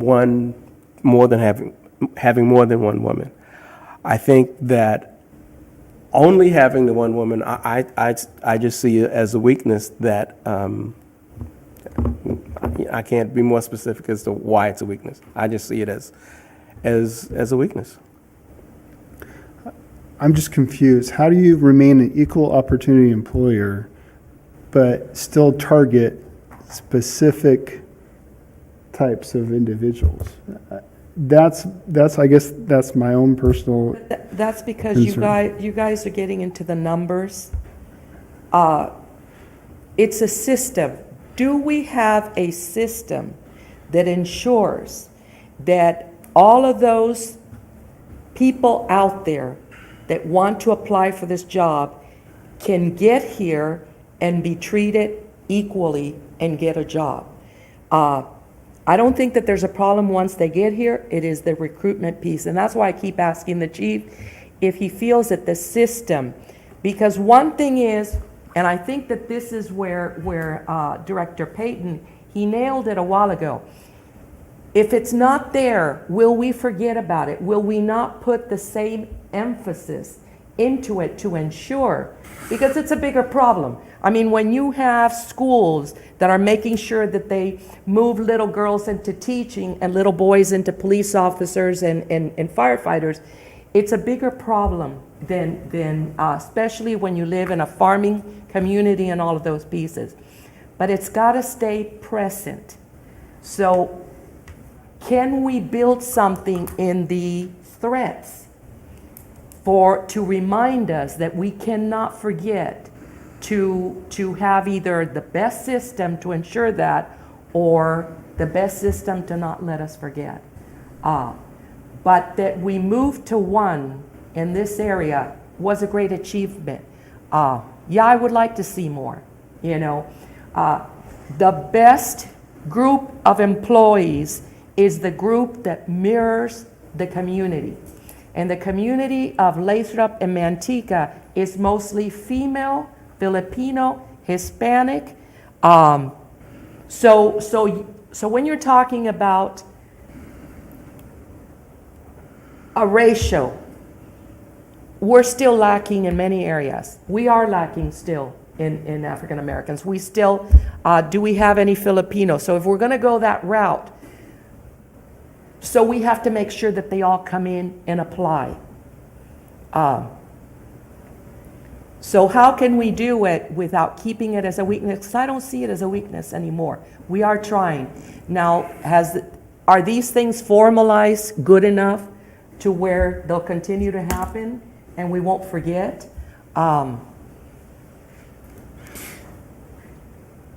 Once you brought it up, I actually saw it as a threat, not the lack, but the emphasis on it, the focus on it. And by the way, and forgive me if our chief has tremendous, ethnic into the community. So I know that it's the way we go at it. And I don't want to keep talking about it because I'm saying the same thing. But is there a way to put it in threats? And Chief, I'm sorry I interrupted you earlier, but it's because we keep going to the numbers. And it's not about the numbers, it's about the system to get them here. Mr. Chair, if I may. So I have a young friend, she's like, well, I want to become a firefighter. She was a Stockton Explorer years ago, and she really would like to become a firefighter. and she's used the words male-dominated career. And what are we doing to change that perception that she can't do it because she's a female, because it's a male-dominated career? How are we doing outreach? I don't think we have, and I may be wrong, if we have a system of reaching out to that population. Because of the testing process and all of the things that go through just for anyone to become a firefighter, it's rigorous. There's a rigor to it. You can't just come in and not be prepared. So, but what are we doing with our young women? And I say high school because it takes time to get them where they're ready to go. What are we doing to let them know that this is an opportunity for them? You know, what are we doing with those young women? Once we have a system, use your word, a policy, a procedure put in place to do outreach in our different communities, the obligation of getting hired falls upon the applicant. It's available to everyone. This is what you must do to get here. If you only have, how many applicants did we have for reserve this last time? Is that a 90? I believe there was, he left, I think there was like 30 applicants. And we took on 11? 13. 13. So not everybody makes it when they put their application in, male or female. Then how many females did we have apply? 3. 3, and they were accepted. So what are we doing? And I think once we have everything put in place, then it's no longer a weakness. We're doing everything that we can to target, to help get the word out that this is a career for anyone who can pass this rigor. Then it's not a weakness anymore. But until that place, I put it on a weakness. It's not a threat, because I don't think we'll be, because we're trying, we're working things. I view a threat as somebody who can take something from me. And I don't think that someone's going to come and say, well, you're not being fair, Lathrop-Manteca Fire District, on how you recruited me. I don't think we're at that point, because we're pretty fair, right? Everybody has the same rigor. Everybody has the same qualifications to be able to get on board. So it's not a threat. Is it an opportunity? Maybe, but I still think that it's listed as a threat until that procedure is put into place, and it's then part of what we do. It's part of our blank, our character, this is how we do business. That's all I have to say. Thank you, Mr. Chair. Well, our current weakness is time management. We spent almost an hour talking about our weaknesses, but that doesn't mean it's not important. I just think there's a lot more we need to cover. Maybe we table this till the end. I will let you say one more thing, but I think after that we should move on. You can get a consensus as to who wants to leave it, who wants to move it, or who wants to. Well, let me just say real quick that the last year's wording was lack of racial and gender diversity. I would not say that that is a weakness this year. I mean, the weakness, that has been addressed, and I would not say that that is a weakness this year. I just don't think that because we hired one woman, that means we addressed the gender weakness. I still think there's a weakness there. But, beyond that, I can go either way. You solved it. Take the word lack off. Racial and gender diversity. I'm fine with that. Or a balanced. I don't know that balanced works. Yeah. Ratio. And I would A even, balanced ethnic and Well, racial and gender. yeah, he just doesn't want, he said racial is fine. If Racial- we just put gender, just like you said, take off lack and just put gender diversity. Okay. I'm good with that. Yeah, okay. Okay, so we got gender diversity. We changed lack of institutional knowledge to, yeah, A paragraph. There's one other thing I want to ask about, gender diversity, but I don't know if it's a weakness or not, but I know in Oakland, when we first started hiring women, almost 40 years ago now, the women used to have to come to the fire station in their uniforms because they had no place to change clothes. They had to wait to use the bathrooms. They had to wait to take showers because there was no facilities for them. They had to sleep in oftentimes shorts or sweatpants because they slept in the same room with men. And so my question for our department, and I don't know, is that are all of our stations equipped with places that women can dress and shower and sleep and have some degree of privacy? And I'm asking that because if the answer to that question is no, then I'm going to propose that as a weakness as well in the department. So the answer is no, not all our stations, but they do have an opportunity. So you gave me kind of a hidden question, and I'm going to explain why it's hidden. Because you told me, is your criteria, your idea, your parameter of not having a space, a single space where they can have their own bedroom? Because if that's what you're referring to, then I have to say no. But if you're referring to, is there a bathroom, like a bathroom that they can go and change in? Or is there a bedroom that they can lock and change in?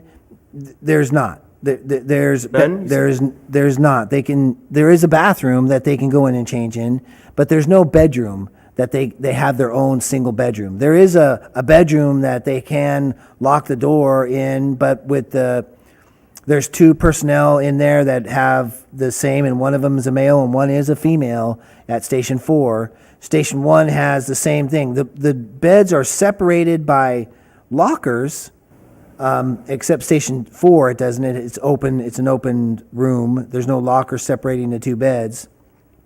So they don't have all single bedrooms. They don't have their own little intimate space that they can go in and be by themselves. Most people do sleep in shorts and socks because they run out and they put their turnouts on, but I don't know, you know what I mean? They'd have to get dressed to go downstairs to get in their turnouts, or they'd have to get dressed to get out of the dorm anyways. So At Station 2 I'm and not 3, sure if- you can lock the bathroom door, whether you're male or female. all the bathrooms have been set up that you can lock the door. So that's not, and there's a shower there's 2 showers at Station 4. Yeah. And so if you're taking a shower at Station 3 or Station 2, you can lock the door and you would have privacy, right? We'd So- potentially, that weakness, and I'm not saying don't identify it as a board, but that weakness would cause us to remodel all the stations. There's no way for me to achieve that without spending a money to remodel the stations. And I'm not saying don't put it on there, I'm just saying that that's the reality of it. So you're saying everything but the sleeping quarters is fine? Yeah. And then the new station will obviously have all individuals, and we've identified that as a problem, but we're working on solving that. If we expand a station, or we do end up remodeling a station, or build stations, we are putting individual bedrooms in them. Yeah. So we've identified what you're thinking, and we're moving forward. But in order to accomplish that today, we'd have to remodel, especially the outstations, but they have a set of lockers that separates the two sides, and then obviously when you come to the door, you'd be. So if they wanted to sleep in their whatever besides shorts and I don't know what you use for the shirt, but if they wanted to sleep in something besides that, after they get to their side of the bed at the outstations, they could. They wouldn't have to look across and see somebody. It's blocked by a partition, so to speak. Station 4 would be the only one, and if that is an item that we want to address as a board, we can put in partitions down to separate the beds. And then at least they would have some sort of privacy. Wouldn't be the whole room, but it would be a partition until they got to the doorway. So it could be something we could address. After we get through weaknesses, though, then we can eat. Okay, so I won't list it as a weakness, but I think it's something that you might want to think about as we move down the road, Okay. right? Especially at Station 4. Yeah, 4, okay. I'm done. I have nothing Are more. we able to move forward on this? Okay. But you also said something about secession? Oh, that got moved with the other one, okay, Okay, forget so it, yeah. if I can revisit what I was, if that's all right. So, so lack of, I'm sorry, not lack of, gender diversity, straight,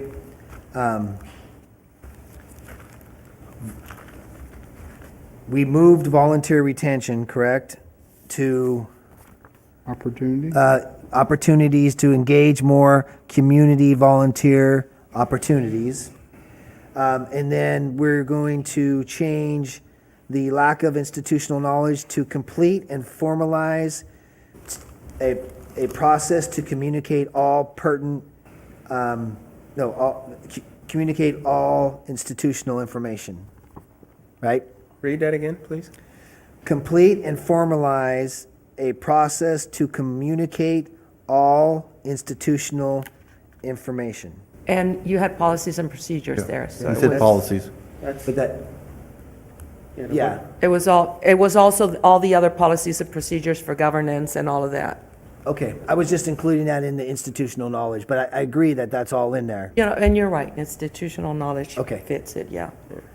Okay. It's just not worded as a weakness, it's worded more as a plan, but that's Yeah. neither here nor there. Yeah, I'm fine. yeah.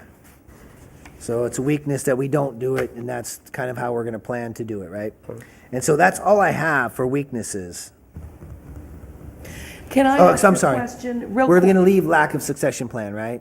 Or did we decide not to do that? This is how we get confused on these ones, No, right? the secession went with the, we were moving the secession with the fire suppression volunteers kind of together in opportunities. Isn't that what we're doing? Yeah. No, I still think the fact that we have to go outside to hire an engineer is a weakness. Is a weakness, Weakness. okay.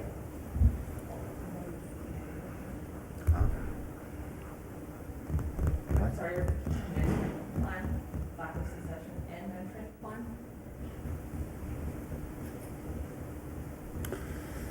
plan? The mentoring plan was added, right, Yeah, by the union. but it was added and moved. It was, So it was added, but the whole thing was right. moved. So I think, the mentoring plan part should be listed as an opportunity, because that's what the union saw it as. All right, so we separate the two. I would say separate the two. No, but see, it's the secession piece. The reason that we cannot accomplish it is because we have a big hole, a big gap in between all of the new people that came in and all of the new people that have moved up. You have a vacuum, in essence. So it's a weakness, but it's not caused by our secession building. It's caused by the fact that we may not have the folks, and that mentoring them and the opportunity may not get them there the next time we need captains. So the weakness would be more being able to promote Within. within, or just, Well, but again, is it feasible that we may get, how many people did we hire, 19? All new? 11. 11. So we have 11 new people, all very young. Some of them came out of 3 captains, that's a lot. Will it even be possible for us to get them there? I mean, Regardless of why it's there, it's still a weakness. Regardless of what occurred or how it got there, but it's it's not still a the weakness. secession. It's not the secession, it's the ability to fill those holes. It's still succession, because you've got to, you're gonna have to fill those holes, so you have to do something. It's still a succession plan. We have a problem in the succession plan. We have a problem. How can we correct it? Hire it right into the immediate solution, hire outside, and then work within the organization to hire within. But it's still a weakness. If, No, but what you're saying is a secession plan, when you build a secession plan for a whole group, You build volunteer to firefighter, firefighter to maybe this. In other words, it's a number of steps. If you have steps that are missing in the middle, it doesn't matter how good your succession plan is, you're not going to succeed. So it's a weakness. But No. Regardless of how it occurred, it's still. No, it's so, but still it's a system different. It problem. is then the recruitment so what we have is, let me ask you again, do you feel comfortable with our succession plan, Chief? Or do you feel that the people under you haven't grasped it, the understanding of it, or are not doing a good job of it? No, I feel comfortable with the succession plan that we are putting in place to bring in what, we just have a gap that we have to fill, and we're answering that gap. So, again, it's just a perception of the weakness, right? Whatever you feel. I think we've identified it, and we're working towards filling that gap, and so I don't think it's, in my mind, a weakness, but this is not about me, this is about the board. And so, in my mind, it's not a weakness. We've identified the succession plan issue, and we have a process in place. And unfortunately, you are not seeing that right now. You're going to probably see more of an answer to that when you see the budget process, because we've taken and divided each individual task and responsibility into individuals, and how are they going to get to a place. So, for instance, when you go to hire the next fire chief, you're going to have an opportunity for at least 4 individuals within the organization that could move up to the next fire chief's position. We had 2 captains that did test for battalion chief, and they want to do acting positions. I have to work through the E-board because it's a meet and confer process, but there's individuals out there that want to build upon their career by learning how to be battalion chiefs and the workload and the expectations and that. So we're putting in place a process for that so that they're able to do that, because there is a little bit of a meet and confer process with because they are under an MOU, they're under certain criteria. We do have individuals that have already taken on the process of becoming engineers. The engineers do want to be captains. It's not a process of being captain. It's a process of them wanting it bad enough that they have to go to the extra steps. And was that a shortfall on our organization because we have some captains that feel like it's not their responsibility as an engineer to learn how to do a report, or it's not their responsibility as an engineer to understand how to function with managing people, because that's what captains do, right? They do the day in, day out, they manage individuals, and they do the paperwork throughout the process. That's what they do, right? They're not making big decisions, but they're making decisions for their group. They're learning tasks, and they're getting done. They're not at the strategic level, they're at the task level. They're getting tasked with individuals, but they're training the people that have shortfalls within their group. So as a captain, I have an engineer and a firefighter. They're supposed to do this, that, and the other. We have tasks to get done. We check boxes. We get it done. If we're in charge of ventilation, he gets the vent pack. He gets this. He gets that.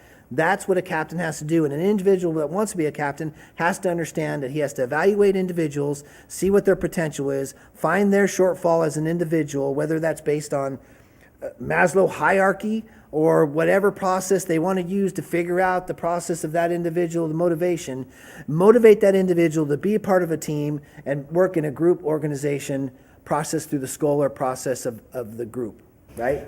That's what a captain has to understand. So in order for that to happen, we have to have captains that want to train individuals that want to be through that process. And we have to have captains that need to understand that is the fluid process of how the organization runs. It doesn't run by I'm a captain and when I leave I just give my badge to the next person and don't kill anybody. That's not how we work.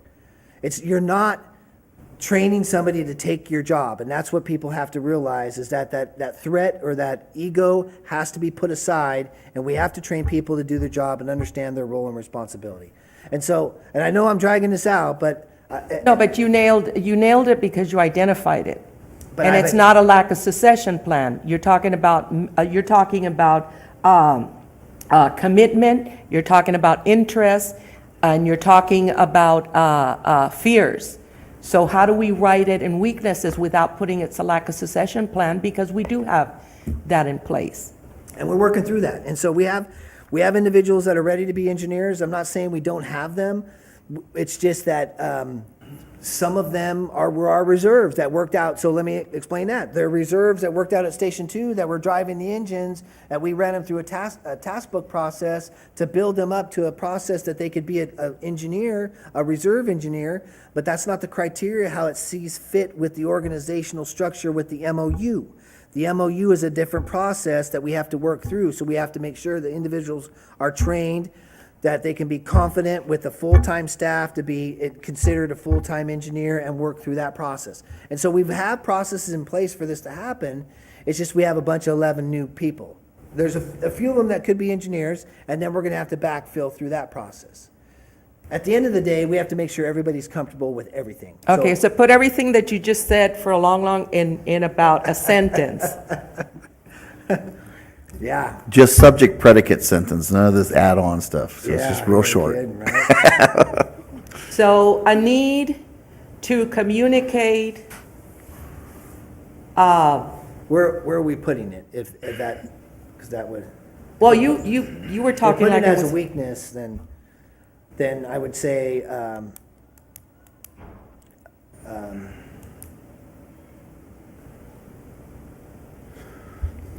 What? I don't like, motivation to promote or mentor others to promote is what you talked about. But if we put it Yeah. there, we're going to have a war. well, I like motivation versus lack of. Yeah. I Well, just it's don't like the professional word career path. What is your professional career path? And what are they doing to get so, there? and I don't think it's a lack of motivation. I think it's just a lack of guidance, right? It's a lack of guidance to facilitate succession. I agree. perfect, Knowing what to yeah. do and how to do it. Right. Right? Okay. So a lack of guidance to facilitate succession? Are you okay with that? Boy, this is the hardest this- one every year. just I'm gonna said- Get out the eliminate thesaurus and look We're gonna for a call it different SOT. word than lack. We're gonna call it SOT. Exactly. That, Look in the thesaurus, whatever, and look for a different word than lack. Yes, Okay. Try to find a different word methods than lack. to, there you go. I just don't like the word lack. I don't either. Yeah, just look for a different No, word. that's I my don't problem with lack. Methods to Well, actually, it says- facilitate, Yeah. Inability, Deficiency. deficiency. We'll find one. There you Okay. go. Efficiency works. We just want, actually, it's a weakness, so we just want to say it. We don't want to say lack, because then we're saying the weakness is the lack of, right? It's kind of Yeah, no. like a oxymoron type thing, right?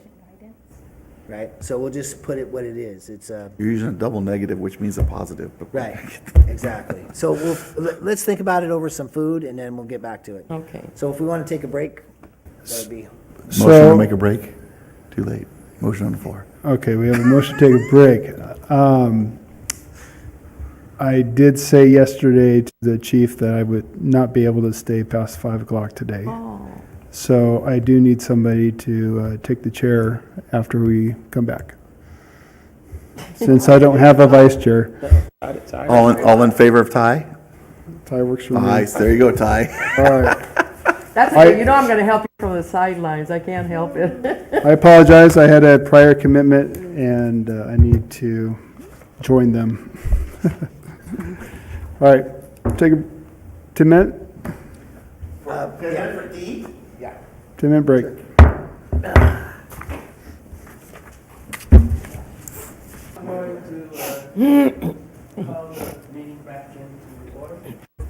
Yep.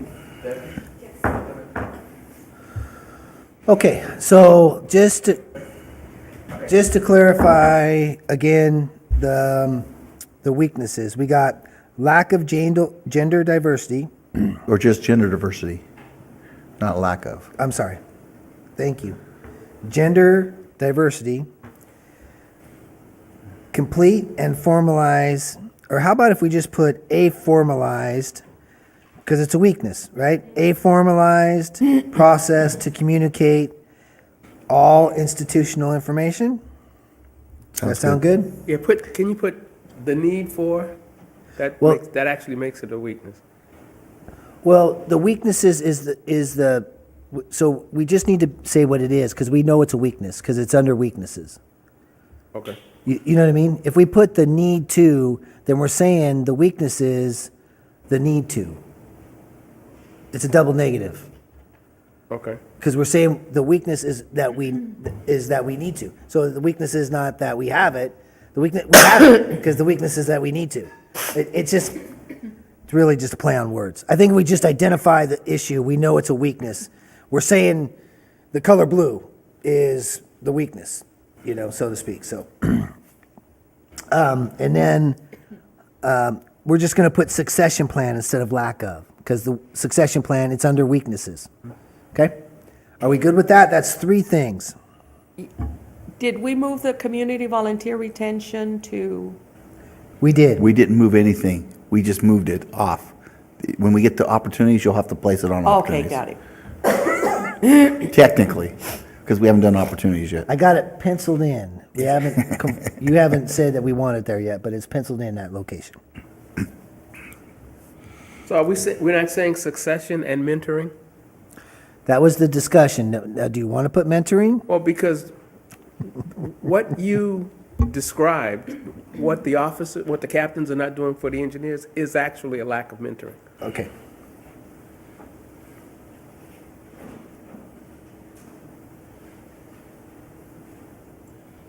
So any other discussion on weaknesses? Say that one again, Chief?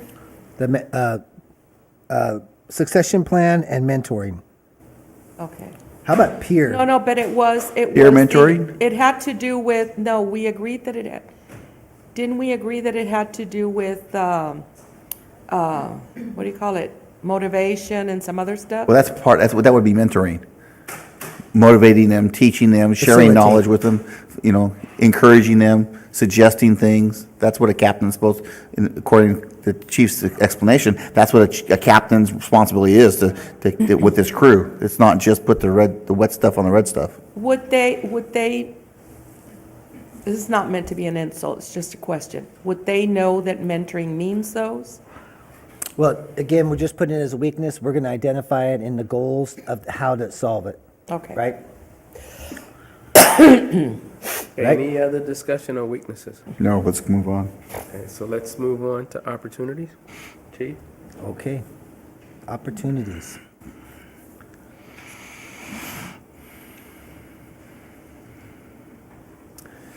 So, building on existing infrastructure, continue to expand EMS service. I think just expand, right? Opportunities should be just expand EMS service instead of continue to. JPA, so joint power agreements, local, state, and federal grants. And then, so we'll get rid of the build upon gender and build upon racial and gender diversity.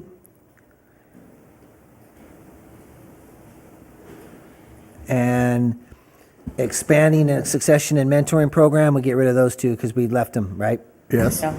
Okay. So then we added, or we want to talk about adding,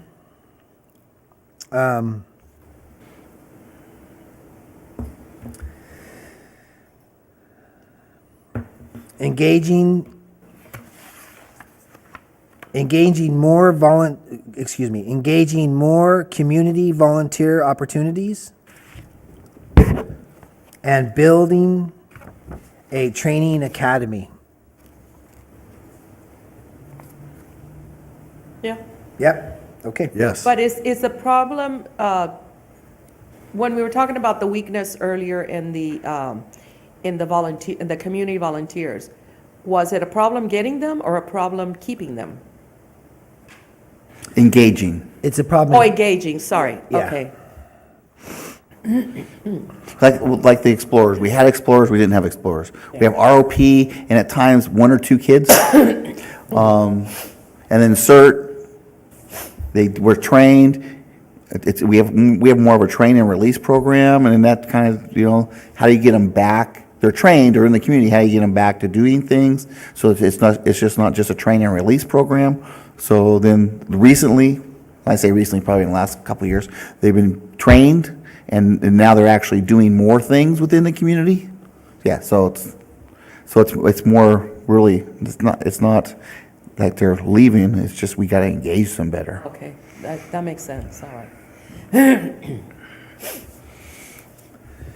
Okay, and then the threats were, that's it for opportunities? Okay, we'll move on to threats. Funding stability, outside state, local, state, and federal policy changes, unfunded mandates, and privatization. Can we, excuse me, Mr. Chair, can we add county policy changes in there? Add it to the state and local, or? Yeah, outside state, federal policies, yeah, add it to that, because with their, their EMS policies, what they're gonna allow us to do, what they aren't gonna allow us to do, and because at some points, we've had, a lack of response from county in regards to questions we've had in the past. Okay. Okay. Agree. Yeah, local, county, state, yeah, federal policy. And then on privatization, Mr. Chair, I don't find that too much a threat anymore, now that we have more stability. Okay. Some things are developing. How can we address things that like Tracy? Because Tracy is moving now from city to South County Dispatch. Is that kind of thing a threat to us, or is that an opportunity for us in regards to joining that conglomerate? Is that, you know what I mean? Yeah, that's an opportunity. I think that's why we said JPA, Joint Powers Agreement. There's a couple different ideas going around, and nothing's been approached as of yet. But I know that there's at least a push or some sort of movement in Stanislaus to combine all of the upper level management, so that you don't have all these fire chiefs and all this administrative staff, and you can have one fire chief, and that way you can still have the separation of all of the identities of the departments, but yet one main overhead running the whole thing. So there's a push for that. There's still the opportunity later on. I've talked to the retirement system's changing, and it's going up again. It's going to hit 78.5% this year, so it went up another 2.5 points, but they dropped the return rate, so it's not 7.4, it's 7.25 now, and that's what caused it. Not necessarily they did well with the market, but they've dropped the return rate, so that's going to increase the annual percentage. So that happened. We probably are going to, in our time here, going to at least see 80, 81% of retirement. But there is opportunities for us to maybe get out of that system. We just have to put some money and time and effort into it. And right now we're busy trying to stabilize our organization with growth. So it's hard to put a whole lot of effort into that when we have to think about, we're planning. That's another thing that's caused some of this succession planning, is that we're expanding, right? We're putting that's 9 people, a whole new station in, and that's caused some of this lack of succession plan just by the simple fact that we have to hire more people, not that we haven't trained enough people to rotate through the ranks. So it's sped up that process. So I agree, So how do we put that, do we keep it under joint powers agreements under opportunities? I think it's an And just keep opportunity. keep an eye on it? So it doesn't, anything like that doesn't become a threat to us? Well, I agree. I mean, we want to make sure that it's an opportunity at this point until they, until it becomes a threat. The threats are the things that pop up as issues that we have the JPAs and all of that in the opportunities. That's how we look for ways to mitigate anything that's coming down. So I don't know if you want to leave privatization there.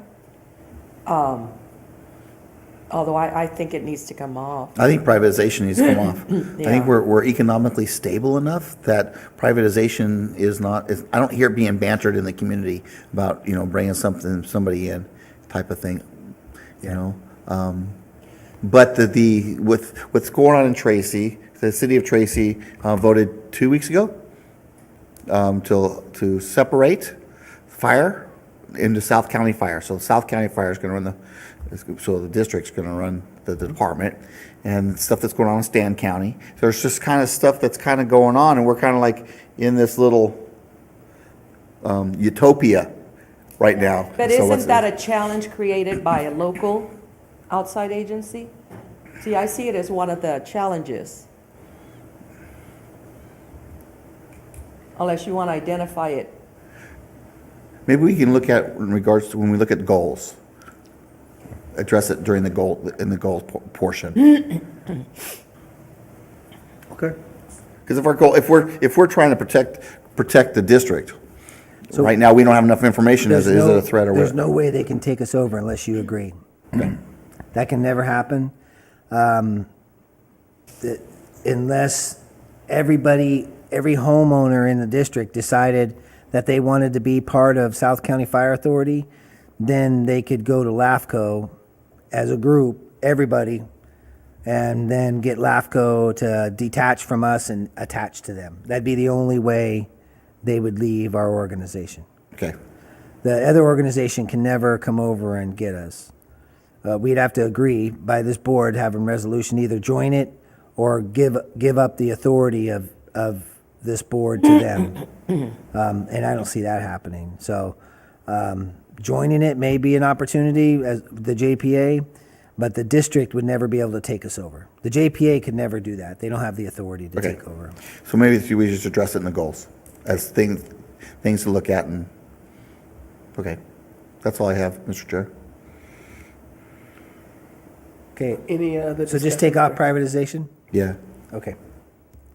No, I'm good. and add local county. So I'm changing it from outside. So I should say outside. I should say local, county, state, and federal policy changes. Yes. Because you can't have outside and local. That's kind of I don't even know how we got past that one. Right? Outside local. Yeah, inside out. Well, we didn't have local last year. I think we did. No. It says outside state and federal policy changes. Oh, yeah, we did. We had outside state. You're right. Yeah, You're right. but Okay. still outside. Well, that gets us out of that portion. Boy, Ty, you run a Yeah, great meeting. Delco. Yeah, we're ready to go home? Oh, no. Okay, so next, review prior year's goals and objectives. Yeah. 4.4, Chief. So we have goal statements and strategies. So the goal is find opportunities to build and retain. And so don't worry about the strategies because the strategies are going to be, that's our portion, right? The board's portion is the goal. We build. So as we go through here and we look at the ones we did, we're going to talk about what we accomplished, sort of like an open evaluation for the fire chief. So find opportunities to build and retain a more diversified racial and gender volunteer and full-time workforce. Attend career and job recruiting opportunities to expand. Oh, I'm sorry. That should be a tab down. So that was the goal. Find opportunities to build and retain a more diversified racial, gender, and volunteer and full-time workforce. That was the goal. My strategy to do that was attend career and job recruiting opportunities to expand our workforce, reach out to diverse racial and gender organizations during the recruitment process, and establish a mentoring program and provide assistance in understanding the testing process and requirements. We managed to accomplish all of that, establishing a mentoring program through the outside. We tried to mentor some of the individuals, provide assistance and understanding. That was a little bit more difficult than the other two, but we did get it done. So how does the board feel about the accomplishment of goal number 1? Mr. Chair, on attend career and job recruiting opportunities to expand our workforce, how are we doing that? Where are we attending? And I'm looking at gender, just so you know. So we attend the high school. We only had Lathrop High at the time. Lathrop High School, we were attending there. They have a job fair type thing. I think we looked at other job fairs but we didn't have anything in the area. I can't remember if we attended any other ones. But then we attend BTech and make sure that we're out there for that opportunity for individuals that are graduating to be able to do that. Delta College has job fairs, so does MJC has job fairs, you know. Then there's the ones that their county offices. Oh, I think at Stockton they have it down at the arena. Modesto's is like the Grand Tree, downtown type of thing that we could attend. I think to be able to bring in more of a gender outreach to gender, we've got to expand our Right. And our I tentacles. totally know where you're going with this, and you want to make this for this next one. Yeah. But let's accomplish with, and so and I'm not trying to get us, I don't want to get us into so it'll confuse me if we get into a discussion of what the next goal should be and how you'd like me to do that. And so I'm taking what you're writing down, the Delta College and all that. We'll get some addressment on that for the next strategies. But I just wanted to go over the goal. So before we did this, we had no racial and no gender diversity in our organization. And today, so today we do, right?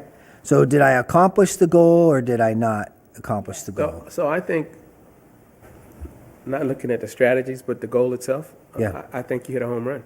Okay. That's what I want to get to. Yeah. Going through this, did we get it or did we not get it? Because if not, then we need to address it in the next one, right? And this one probably can still be addressed in the next one, maybe to further some more ideas of how we did it. But as far as we attended some job recruitment opportunities to expand our workforce, we reached out to diverse and gender organizations during the recruitment process. We did attend some of that. That's what my staff, they told me they did. I don't got any tickets or brochures from it, but that's what we were told to do. Okay, so One thing we want to find out, how did our one female, how did she find out? Where did she get recruited from? but There was online job postings as well. Mm-hmm. So there's a couple of online job share postings Mm-hmm. that we do as well. So by there and some word of mouth that they also do by those same job shares, and then they continue to share within the same firefighter community. Yeah, okay. yeah, that's where a lot of it's coming from. But so anybody that falls in that category is in those groups, right? Anybody who wants to be a firefighter is in that group. No matter what racial or gender they are, they're following in groups if they want to be a firefighter. So that's the best outreach we can have. And then we want to make sure that we're out there, in the public's eye, making sure that we're supporting. Well, that too. find opportunities to build and retain a more diversified racial and gender volunteer and full-time workforce. Did you find those opportunities? Yes. Did it show in the outcome? Yes. Yes, that's where I'm. Okay. So identify the process to preserve institutional knowledge and define a succession plan.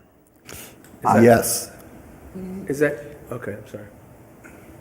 I would say yes, only because we changed the other one. In other words, the way this one was impossible to meet under the circumstances. But he met it because he did identify the process to preserve institutional knowledge and define a succession plan. whether people are motivated or understand it fully, that's gonna change. That's gonna be more of The mentoring. the mentoring, you know. But that's my opinion, it's a yes. No, right, we have a plan, we have a game book, an offensive, game book. Now, we need to fill in the holes with players, and we need to have a coaching staff that can mentor those players. And it's the mentoring thing that we need to improve on. And so if we would not have changed, so if you look at it from a different perspective, and I agree totally, is that we had a path, a plan, and a process in place, and we were filling up the cup, but the cup just got bigger. And that's why now we're still having to fill up the cup more, because we're expanding our organization by a whole 9 people. And so the cup just got bigger without us, you know what I mean? Why we're still trying to fill it with the rest of it. So I agree. We have a process in place, and we're going to get through that. Seek out opportunities, number 3, to expand services through joint powers agreement, grants, and interagency relationship. We're starting. I feel like we're starting. We have a really pretty good, I liked what we did with Tracy, with the BC. I thought that was really pretty good, about floating one over in regards to incident command. And now we got Manteca. Well, now we got to take care of Ripon and French Camp, and kind of make it a whole thing together and start working together like a South County Fire Authority, even though we're not. Does that make sense? Right. Be able to have that reason. And we expanded our services also through grants. I mean, we were able to get a grant and put, people on the rescue and expand that service level. So I agree. And then we're looking at. I'm going to say yes, and I'm going to tell you why. The goal was to seek out opportunities to expand services. I see these things as ongoing, so was the goal met? I think so. We can't measure it in what the ones we didn't, because as long as we went and sought them out, that was the goal. And this is something this really should be an ongoing thing. But then that's my question in terms of, now that we're on our third or fourth year of this, is do we want to keep ongoing things as our strategic goals, or just, goal operational targets, because if we don't do that with this one's never going to go away. Yeah. Well, we just want to make sure that we're doing, the objectives I put out, the strategies are good. That even though we have the same goal, maybe I need to change the strategies a little bit, and come back with a little bit better expansion on that. Yeah, but to refine it, you'd have to put, This one's going to be tough. I'll target 2 per year accomplished. I mean, this is a hard one. Yeah. Well, look at number 3. Work with county OES, okay? We got a state engine, and that's not part of the strategies, but it helped meet the goal. Right. So how can we keep the goal, define our strategies, to things like that? Can we have major goals, strategy goals, and these are our minor goals or our ongoing goals? Can we switch things around a little bit? I don't know. I guess we can do anything we want to. We're the board. It move things around as staff direction versus this is a goal. I like the goal though of expanding, keep expanding things, because we expanded and we got an engine. But it wasn't part of the strategies we talked about last year. Right. So am I making sense? Just shake I your think- head. I think we're starting to get a little ahead of ourselves, though, because right now we're just, Reviewing. did we meet the goal or not? And not talking about what And I the think next we goal is did. gonna be. Yeah, so I think we agree that this goal is met. So 4 is continue to monitor and address threats that could financially impact the well-being of the fire district. And again, this is another one that Has to be part Has of to the be on- organizational process, right? I would say that we did meet the goal. I mean, Yeah, we we're met the attending goal. conference, like we said before, even the board's attending the conferences. We're trying to get, certifications for the board. We're trying to get educational all the way down. And we brought in a lot of institutional knowledge, we stole institutional knowledge from other departments as we brought in those 11. So I think we've met the goal. Yeah, I would say that shouldn't even be a goal. To me, that's a job responsibility. I mean. I agree. We met it, but Well, it's for you too, right? I mean, not just me, but to make sure that you guys are aware and continue it. So because as much as it's me, but it's me making sure that there's money to send you to CSD, right? And encouraging you as a board, and that has to be important. And I think I fed that, and you guys have taken it and said, yeah, this is important for us. And you guys have now, it's kind of grown on itself, and now you guys want to be, get the transparency award, and you want to do other things. Financially, where that comes in is that we don't get sued, and we don't have claims against us, and we don't have A bunch of exceptions at the back of our audit. Right, exactly. Well, I have that too, so we can go over that. But because we threw in that new one about the communication pieces in terms of policies and procedures, Right. that one, however we worded it, maybe these are things now that can go into those areas, because they are, we've graduated, all of us, technically. Right. Because now we're starting to see, maybe now we move into more specifics, because in that policies and procedures, I mean, hiring somebody to come in and do it, and all of those things maybe, Right. This next year's goal? strategies that can be accomplished in a year with an end to them, I agree. and more simpler. I agree. So now that we've gotten through the review, we'll establish 4 new goals from the board, and that could be one of them. Is that specific item right there? Is that the fire district, I don't know. Well, with the policies and procedures, if we hired somebody, and again, I don't want to get into that area, but I am, unfortunately, if we get somebody that will do interviews with the people that count, the battalion chiefs, the captains, the chief, even the office staff or whatever, and they find out all of that stuff, this is what the board wanted, they will build us those policies, like for gender. When you give that wonderful description of everything we're doing, then that's what, and if you weren't here, and 10 years from now or 20 years from now, they would still be there, So I think that'd be a good goal, is to establish a formal, communicate, just like we put the actual as a weakness. So establish formal communication of all institutional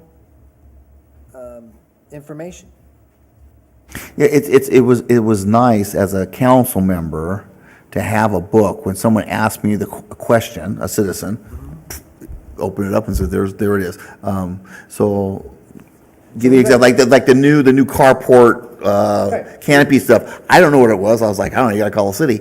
But if I was a council member still, you would be right there. It says, no, it's gotta be, if it's this size, it's gotta be anchored and inspected, and that's the new policies, that kind of thing. And so that's the whole point of the whole point of the weaknesses, the strengths, the opportunities, and the threat is not just to identify them, but to incorporate them into the goal. The goals, right. Right? So I think that's a great thing that we put out, and I think that instead of formalizing the process that's going to be one of my strategies in order to accomplish what you want, right? Yeah. And retaining outside consultants. Another strategy. Another strategy. So that's for me. Right. Yeah, those And are I'm your going to bring pieces. them back to you for you guys to accept them. But so I think if we just say that we need to We need to communicate all institutional, formally communicate all institutional knowledge, right? That's the goal. Yeah. Transparently. See, what, Yeah, to meet our, you know what would be perfect, Gene? If we had one goal that preserves everything wonderful that we've accomplished for the future. A goal that fixes what we have not been able to accomplish, but we've identified through our, threats or weakness or whatever. And maybe a goal for the dreams of the district, something that if we can stay the same, fix what we need to, then what else would we like to go after? 3 goals, not even 4, 3. you're talking about three areas. You want three area goals. But a goal for every one of those 3 areas. A fiscal goal over the money, No, for operational policies and procedures, and what? Personnel, recruitment? Doesn't necessarily have to be in each area, because going back to what Director Payton had mentioned, in other words, something that would ensure us that we don't have to see it here for it to happen if we've accomplished it. Would it be it could be something as simple as a yearly meeting or whatever it is to remind everybody of what they're supposed to do, because the policies and procedures are going to identify how it's going to be done or how it was done. I'm lost. Okay, all right. We still need more gender diversity, but we were able to accomplish that. That's a human resource. What were the goal. amazing things that we did to get us there would be somehow of a policy. But how do we ensure that people don't forget those policies? That would be an operational goal. Chief would come up with a strategy, and then below the strategy would be the policies and procedures. So there'd be a goal, a strategy, and policy and procedure. see, I'm And then a not policy and even- procedure would continue for however decades. Yeah, but you can't put in place something that, and so I'm just using an example. This board can't tie the hands to another board.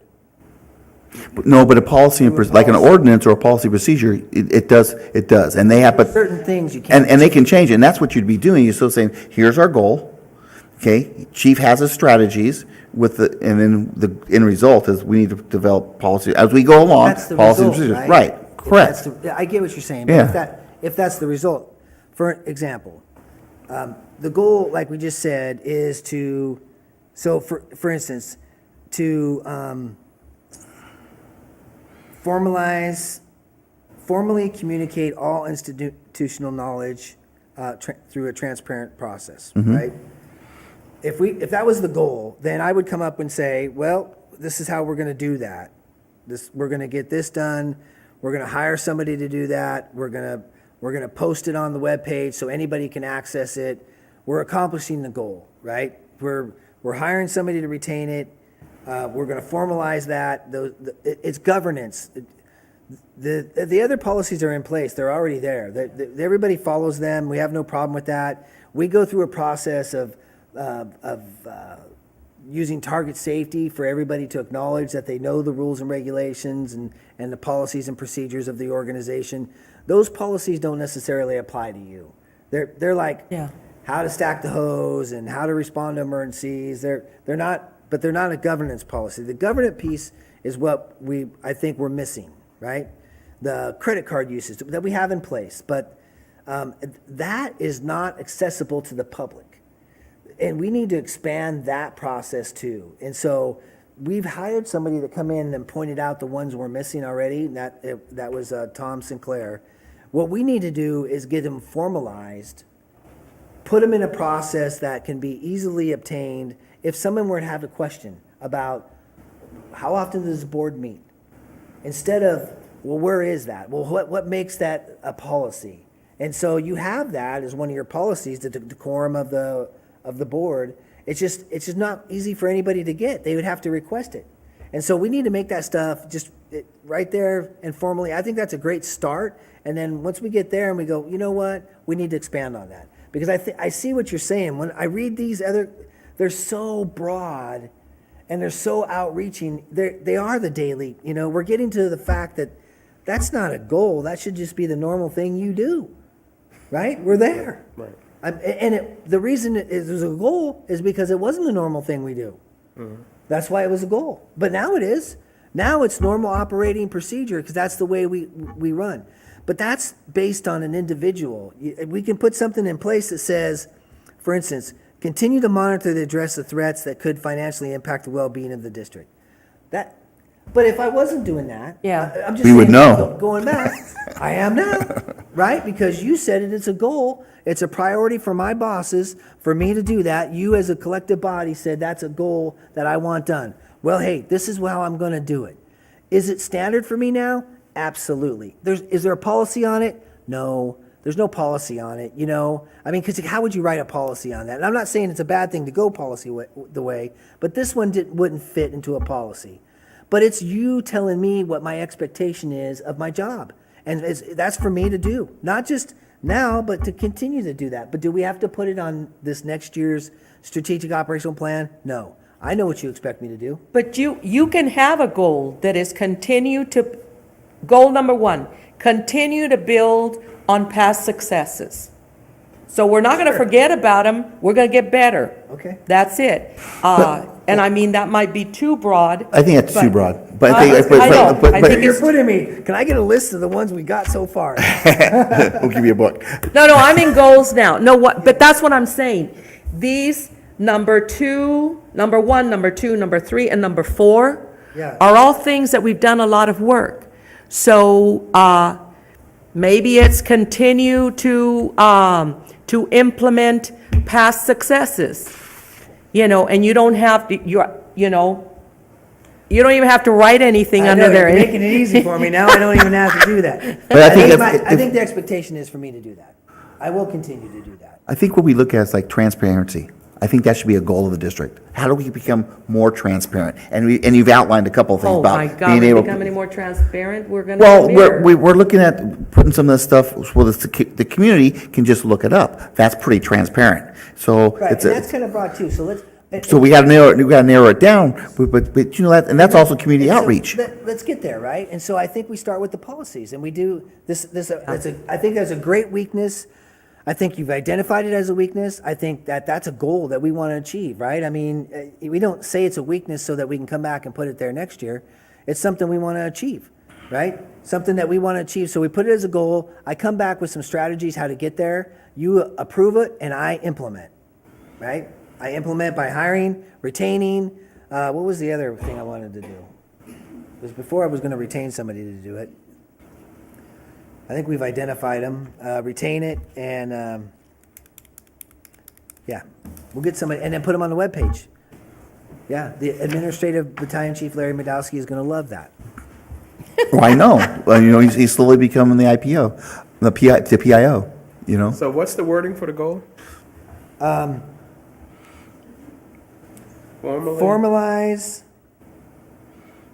Formally communicate, you said. Exactly. I keep saying that. Formally communicate all institutional information transparently.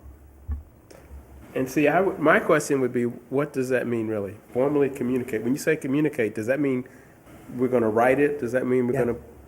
We're going to write it. It's It's going formal. to be written form that you can go on the webpage and you can see board director governance policies, and you'll be able to pull it down and see whatever ones you want to see, Can we come up with a better words than communicate?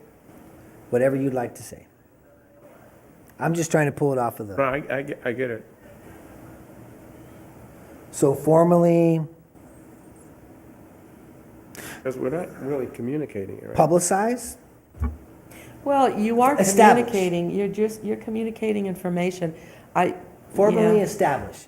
Formally establish Transparent. all institutional. Put information. transparent first, because otherwise it's dangling participle and it sucks. Formally establish a transparent. Okay, now you throw me. Yeah, you put transparent first, because that's what you're. Transparently formally, transparently. I don't like the word transparent. Establish. Be formally established, transparent, I'm waiting. I'm thinking, Do we have to use the word, I'll tell you why. The word transparency means a million different things to a million people. But the majority of people believe that transparency means they get everything they want, whenever they want it, and how they want it. Maybe transparent is the thing that we're doing, right? Instead of saying it, we just say formally establish. How about using the word clear? that, I like that too. Yeah, see, transparency is me being able to clearly see what you're doing. Without using the Formally political, Establish. Clear? Clear, publicized. No, don't even use the word publicize, because Clear, you may not be able to institutional publicize all of governance, them. or, transparent. no, just a clear. Formally, you got me off now. Formally.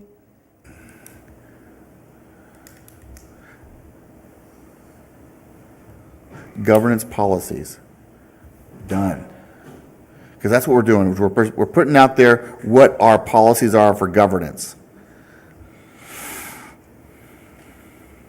Clearly define governance policies Yeah, that's it. and communicate appropriately. That one, I didn't like the end there. No, leave the communicate stuff out. Just that's what we're going to do. We're going to clearly, we're going to put out there, okay, clearly defined Governance policies. policies. There you go. Clearly defined governance policies. I like it. I like that one too. So hold on. So we're going to change this to clearly Defined. Formally Define- established, We, formally established, clearly defined. Oh, please. I wouldn't even use it established, because the reality is they are there. They're already there, we're not just not establishing them. formal. we're just not, yeah, we're not establishing anything. Okay. Clearly define governance. Policies. Okay. And what are we doing to it? We're allowing the public to look at. I understand that, okay. but what, we're saying clearly defined. What are we gonna do with these clearly defined?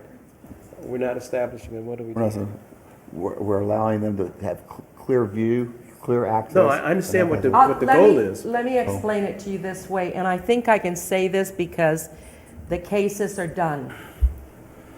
As board chair, I could communicate when needed at the grand jury, establish policies, but they were not clearly defined in a way where it was transparent. Readily In other words, available. Yeah, you had to piece it all together. So we have them there. They're established, and some of them are more in terms of we do them, but they're not defined formally. Yeah, and they're not. As an example. They're not linked. If that was the case, if somebody wanted to find out what governance policies you have in place, you don't have to call me to get a copy of them. If somebody were to ask you about it, you could clearly say they're on our webpage. Okay. Anybody can have access to them, right? We're not hiding anything. We're not keeping anything hidden. It's open and it's out to the public. So I think that's what they mean, and correct me if I'm wrong, by clearly define governance policies. I'm going to, in the goal, I'm going to explain how I'm going to do that. Okay, so are you saying clearly defined without the D on the end? Right. Okay, I'm good. Okay. The next one, I think Becky has a great opportunity for us to do, is the board really wants to achieve transparency. Our certificate? One of the goals should be to achieve the goal, the recognition, where's that at? Our certificate? Yeah. Yeah. So there's the. What do we gotta there's do? 4 of them. Special District Administration Certificate, Special District Governance, right? Special District Transparency, Excellence, and Distinctive Accreditation. I think we should go for, the first one should be the governance. Not transparency? How close are we to them? glasses on so I can read it. Just do it broad. Do it broad that we were, Get out that little check sheet when we look at bids. yeah. Board will, Well, if we So how only, about if, so it's a goal for us, so how about if we will provide that's a strategy. How do you want the goal? yeah, no, the strategy will be how I'm gonna get you there. Okay. So the No, but I mean, what's the goal gonna be? Board will what? well, then it's okay, the board Board will successfully obtain, there you go. Board will Board will successfully successfully attain certificates that enhance, our our governance. it's not just a governance, Accreditation. it's the way the public views us and that we know what we're doing. Yeah, but, and I get it, but I think doing it will do that, because it's gotta be obtainable, right? Yeah. So how are you gonna obtain that? That, you're putting it in, again, so broad that we won't be able to get it done within a year. So I think that we should, at least one certificate, then give it a number, board, because that way you guys can decide which one it is, yeah, we can, well, we'll give you guys, but we're gonna provide that for you, so that, Okay, you know what I mean? We're gonna provide you a pathway to accomplish that. Yeah. And that's- Then there's the goal. Right, It's a pathway to certification. okay, That's our goal. pathway to certification, very good. okay. A pathway to good governance certification. How's that? Yep. Okay.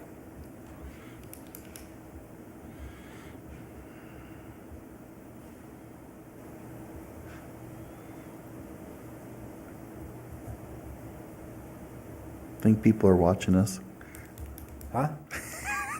We're live, so do you I think don't know. people are actually watching us? After the weaknesses portion. They've changed the channel. We Okay. liven it up. Well, you cannot say that we're not transparent because we put it all out there in the public, so. We do. We do. And Larry's getting better and better about telling pictures about these guys going out and doing stuff. We just need we need a museum. We need a museum like LA County. What our weakness? They post stuff on their museum all the time. Can you put up there the weaknesses? Please? 'Cause I think there was another, There was. We have the gender diversity, and we have but you can do it on the opportunities too. Remember, it doesn't have to be built just on weaknesses. Right, because I think I'd like to have a goal about our volunteerism. yeah, the lack of institutional knowledge and experience, that wasn't just the governance, chief. That was to do all the policies and procedures, the audit ones and everything else, so. Yeah. Are no, we no. gonna? That's the one. That's the first one, right? The first one was Our first goal had to do with, clearly defined governance policies. Yeah, but that's, oh, okay. Because the So weakness you're- was formalize a process to communicate all institutional information. Right? Okay, the institutional information, that's the one I forgot, yeah. Okay. And so we're we going to have clearly two. define governance policies. Right? Okay, how many goals do we have right now? That's one. Two is, what was the verbiage on that? Oh, Pathway. Provide a pathway, to certification. right? Okay, good so the govern- first one is the institutional one. Right, provide a Okay. pathway to good governance certification. That's number 2. Yep. Okay. And then,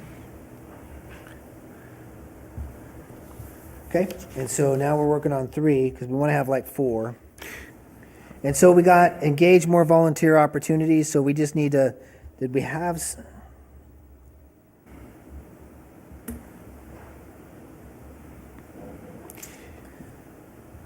I don't know, I have Where did this idea that you have a pool of volunteers that supplement the department, and provide educational training. So how like about you, engage, so we can use some of the verbiage, engage the community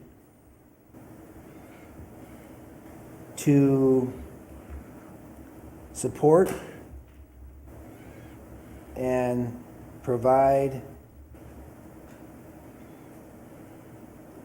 volunteer service or service? Service, volunteer service. Provide service Within the community. to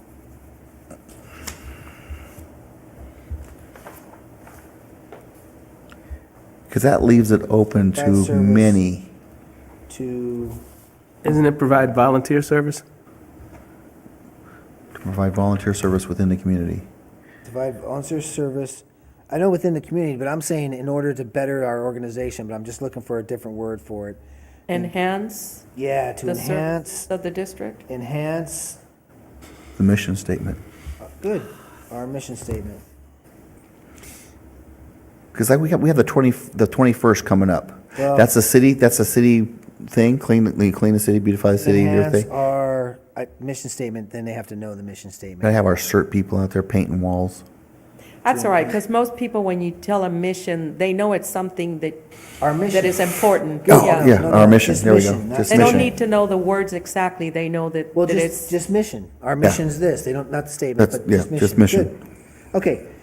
Engage the community to support and provide volunteer services to enhance our mission. There you go. That's good. I like that. Hold on. If we don't write it down, it'll get it wrong, and I'll get myself in trouble here. Because that will take a look at, if you looked at that, that's to protect life, property, emergency needs of our community. And we can do that delivered with care, skill, and compassion. So that's how, so that's perfect.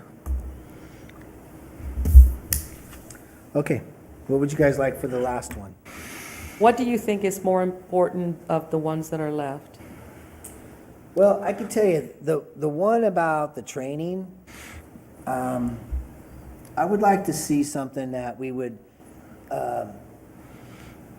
enhance our training to establish a partnership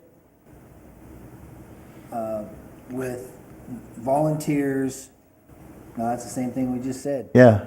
I got halfway down that road and it was the same road. On training, what I'd like to see, I want us to build the academy, but I want to build a partnership with, so that we can accomplish, the So staffing. the academy is for personnel.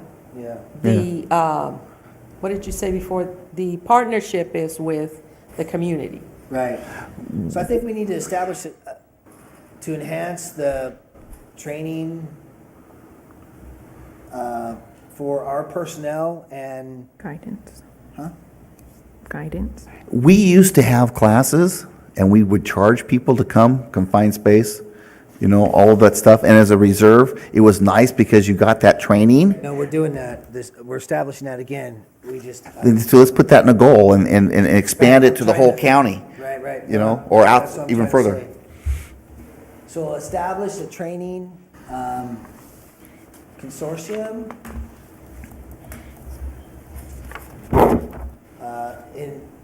in an effort to Enhance our budget. I'm thinking, Sorry. Are you talking about some kind of regional training program? Yeah, right. Yeah. An academy, a regional academies. so put some verbiage to make it sound. So establish. I wouldn't use establish only because then Provide. do it more, do your goal more as a dream, and I think that it, A regional academy? Provide a regional begin to lay academy? a foundation for regional training. Oh, I like that. Okay. That way you, I don't know, it's, because that way you can put whatever steps and you can build it as high as you want. Okay. I like it. Yeah, because then our guys get benefit, because it's right here. Yeah. And other agencies come in, again build our name up, because the people are gonna take that our institutional knowledge back to their departments, and then there's a relationship with that department, and the whole strike team and all that wonderful, yeah. Well, because Does, Stockton, does that say what you were saying, or? Oh, yeah, Are it you sure? gives me room to expand on it. So let me understand the goal. You want to establish a regional training center? Is that what I'm hearing? And that's not what's written, but I mean, just, Oh, so I want to establish a center where we'll be able to accomplish a couple things. First, we'll be able to bring young individuals in that want to be firefighters, that need, because a lot of organizations want you to have firefighter one. And so where do you get that? You can go to MJC, there's a couple places, but it's pretty rare. The other way to do that is become a volunteer or a reserve somewhere and be there for a year and go through your step process of the checkoff sheet that the state fire marshal gives you, and then the fire chief signs you off and you can get a firefighter, but you have to work for a year as a volunteer. We can do the training like we do now for our reserves, but expand it even more, so not just our reserves, but then the individuals that want to get their firefighter one through that training, we can then partner with them to help staff Station 32. So we get something out of the deal, they get something out of the deal, we get to sign them off correctly using the process through their firefighter one. That would be one thing. The second would be to revitalize we have a Rescue Systems 1 certified site for the state fire marshal. Revitalize the training there. We only have one instructor, but we have other people that want to be an instructor. So we're going to train those people to be instructors so that we can perpetuate the process through Rescue Systems 1, trench, and flood rescue. So that's just, we'd be establishing that. We already have stuff in place for that. We just need to revitalize it. okay, so for Rescue Systems 1, you answered the question I was going to ask. We have the facility and the staff, or we can develop the staff. But to have a regional training center, do we have the facilities and the staff?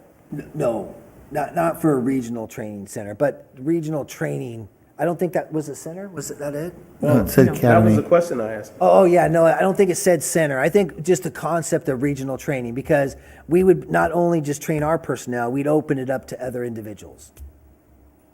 So if Manteca wanted to send people, if, Tracy wanted to send individuals, and we'd do a regional training component. Okay. So my question is, so we have the facility and the staff Yeah. to do that? We will. We do. And so what'll happen is there'll be a nominal fee that we'll pay, that we'll charge for them to come. Instead of charging them $400 or $500, we'd probably just charge them a nominal fee just to cover costs and include them in our training for our individuals. And then there would be an outside cost, right? If someone wanted to come from Southern Cal to get, or something of that nature. And it could expand to EMS. I mean, we're talking down the road, because expand to EMS. It could expand to dive. It could expand to hazmat. I mean, there's a lot of things that it could expand to, right? So I'm just trying to understand the vision. So are we talking about training on-duty firefighters or off-duty firefighters For us, for the region? Are we asking Tracy, for example, to send people over on duty, or we? that'd be their choice. Right? We would allow them, if they wanted to come on duty, and send them to take Rescue Systems 1, let's say, for Right. instance. Right. Because if you have an OES rig, you have to have, everybody has, whoever responds on it has to be Rescue Systems Right. 1. So let's just say they hired a bunch of people like us, and we have to train Rescue Systems 1. That's one of the reasons why we're going to be hosting the class, is to get everybody processed through that. Then they would say, okay, we're going to send them on duty, or they would send them on, because we would host it on a shift schedule. Right. And then they'd send them off duty if they didn't want to send them all the way over here on duty. And Would you'd it have, also be available for non-firefighters? Yeah. Because, I mean, I was shocked to find out, in my mind, I thought that every college had a fire academy. No. They don't. No. Very few do. So, And so that would be an expansion of the Firefighter One program, right? That would take care of that. This would be just another, when we're not doing Firefighter One program, we would be, running a Rescue Systems 1 class, or a trench class, or a flood class. depending on. You put together a schedule and a syllabus and, announcements, and people pay their fee So and show up. what this prepares us for in the future, and I'm not going to put this in the goal, but what this prepares us for is a day battalion for training on days. Right? So then we have somebody, remember, I'm talking about taking the jack of all trades. I have a battalion that's on shift, that's running training right now. That really should be done by somebody that's just dedicated to training, that has nothing else to do but training. Right? You know that. I've been that, yeah. Yeah, I know. That's Yeah. why I know you know that. Yeah. There's so much to training that has to happen at some point. And again, that's just as we build, we grow, that part of that succession plan for this organization is to find little pieces and show you an organizational chart that explains how that's all going to happen. So how is it worded again, the goal? Oh, it's good. Begin to lay a foundation for regional training. I think that's great. It's pretty simple. Right? Begin to Don't worry, lay a I'll probably be foundation. harder on the strategies Right, than the goal. Right, okay. I mean, you can make it more No, complicated, no, but, no, because the strategies you have to accept too. So yeah. Right. the goal is just gets us started, right? And then I'm going to show you how we're going to do it. Well, that way it can last, Good job. built like that, you can keep it for 2 or 3 years, because you will have met it. You met the even if you met the just start. strategies. Yeah, Met the strategies. The goal and could then- be to expand it. The goal could be to add it. Goal could be whatever next year. So it gives me a goal to achieve, and then I've verbalized some of these strategies for you already today. I just need to formalize them and bring them back for you to accept. Okay, so can you review the 4 goals for us, please? Yeah. Yes. Becky, would you please? Sure, I have goal number 1 is formally establish clearly defined governance policy. Number 2, provide a pathway to good governance certification. Number 3. can you stop right there? Yes. See, they're both on governance, Gene. Well, one is just a certification for you, though. If I don't say governance. No, but I thought we were also going to put all of the other policies and procedures so that you could hire consultants or whatever you That's the needed. first one. Okay, so you're looking at governance also as personnel and everything else? And financial and everything? Yeah, all the governance is about financing. Okay. Yeah. Got it. Right? The purchasing policy. Well, governance is how you lead. That's why it's confusing to me. The governance piece is how you lead an agency, not how you operate it. Yeah, I think the point she's making is the first one should be about more than governance policies, right? Okay. Because it's not just, governance implies board, So we have policies in place. right? So they're already in place. That's already been established. The policies are there. The fire chief does those policies. Right. The board doesn't do those policies. The fire chief does that, right? What you do as a board is your governance. You're the governance. I'm not the governance. Right. I lead, right? I'm the CEO. I'm the chief executive officer. I work for you, but what we're missing is that piece, because that's always been the question that's always asked, is where are your governance policies? Yeah, but what about the policies in the audit? So you're considering That's those governance. governance? That's governance. And what I understood when you said before is that we're looking at things that can be accessed by the public, things that can't be accessed by the public. The governance things is accessed by the public. Oh, and then these other things that you're talking about is not public documents. Well, they don't need to be. Right, because who cares whether or not we use 1 3/4 or 2-inch hose? Who cares how we mop the That's floors just- or when they have to be mopped? And somebody may be curious, but I'm saying, That Wednesdays is window day. right. Okay, but then where are we going to see the strategies for formalizing what is it, not the secession, what was the other one? My mind went blank. The second one? No, the institutionalized and all of those things. In that one. The first one. In the first one. But that's not governance. The institutionalized, that's what you were talking about, the guy that knows what you do in the truck. That's what I Institutional thought was- knowledge? Institutional knowledge, yeah. But would that be a goal that we would be establishing? Or are we establishing a had that goal goal. that We had says, that look, goal, we, yeah. we need to have all of our policies. I know, but the out to chief would public. love to put down as one of his strategies that he's gonna hire somebody to do this, and once, and Not then to it do that becomes. portion. Huh? Not to do that portion. Just your governance. Institutionalized? Yeah, not the institutional Okay, stuff. got it, then it's Yeah, not a I have problem. firefighters working on that. Okay, then it's not a They're problem, putting those yeah. books together because they need Yeah. to make sure that will all kind of fit. It won't be one of the strategies, but it kind of fits into the mentoring plan. In order to maintain that institutional knowledge, we need people to mentor people, but we need to have it somewhere where they can find it too, because everybody learns differently, right? Everybody learns by even hearing it, seeing it, touching it, and reading it, right? That's more under when we listed our, the different SWAT things. Right. And those are, directions that are being carried out versus the goals.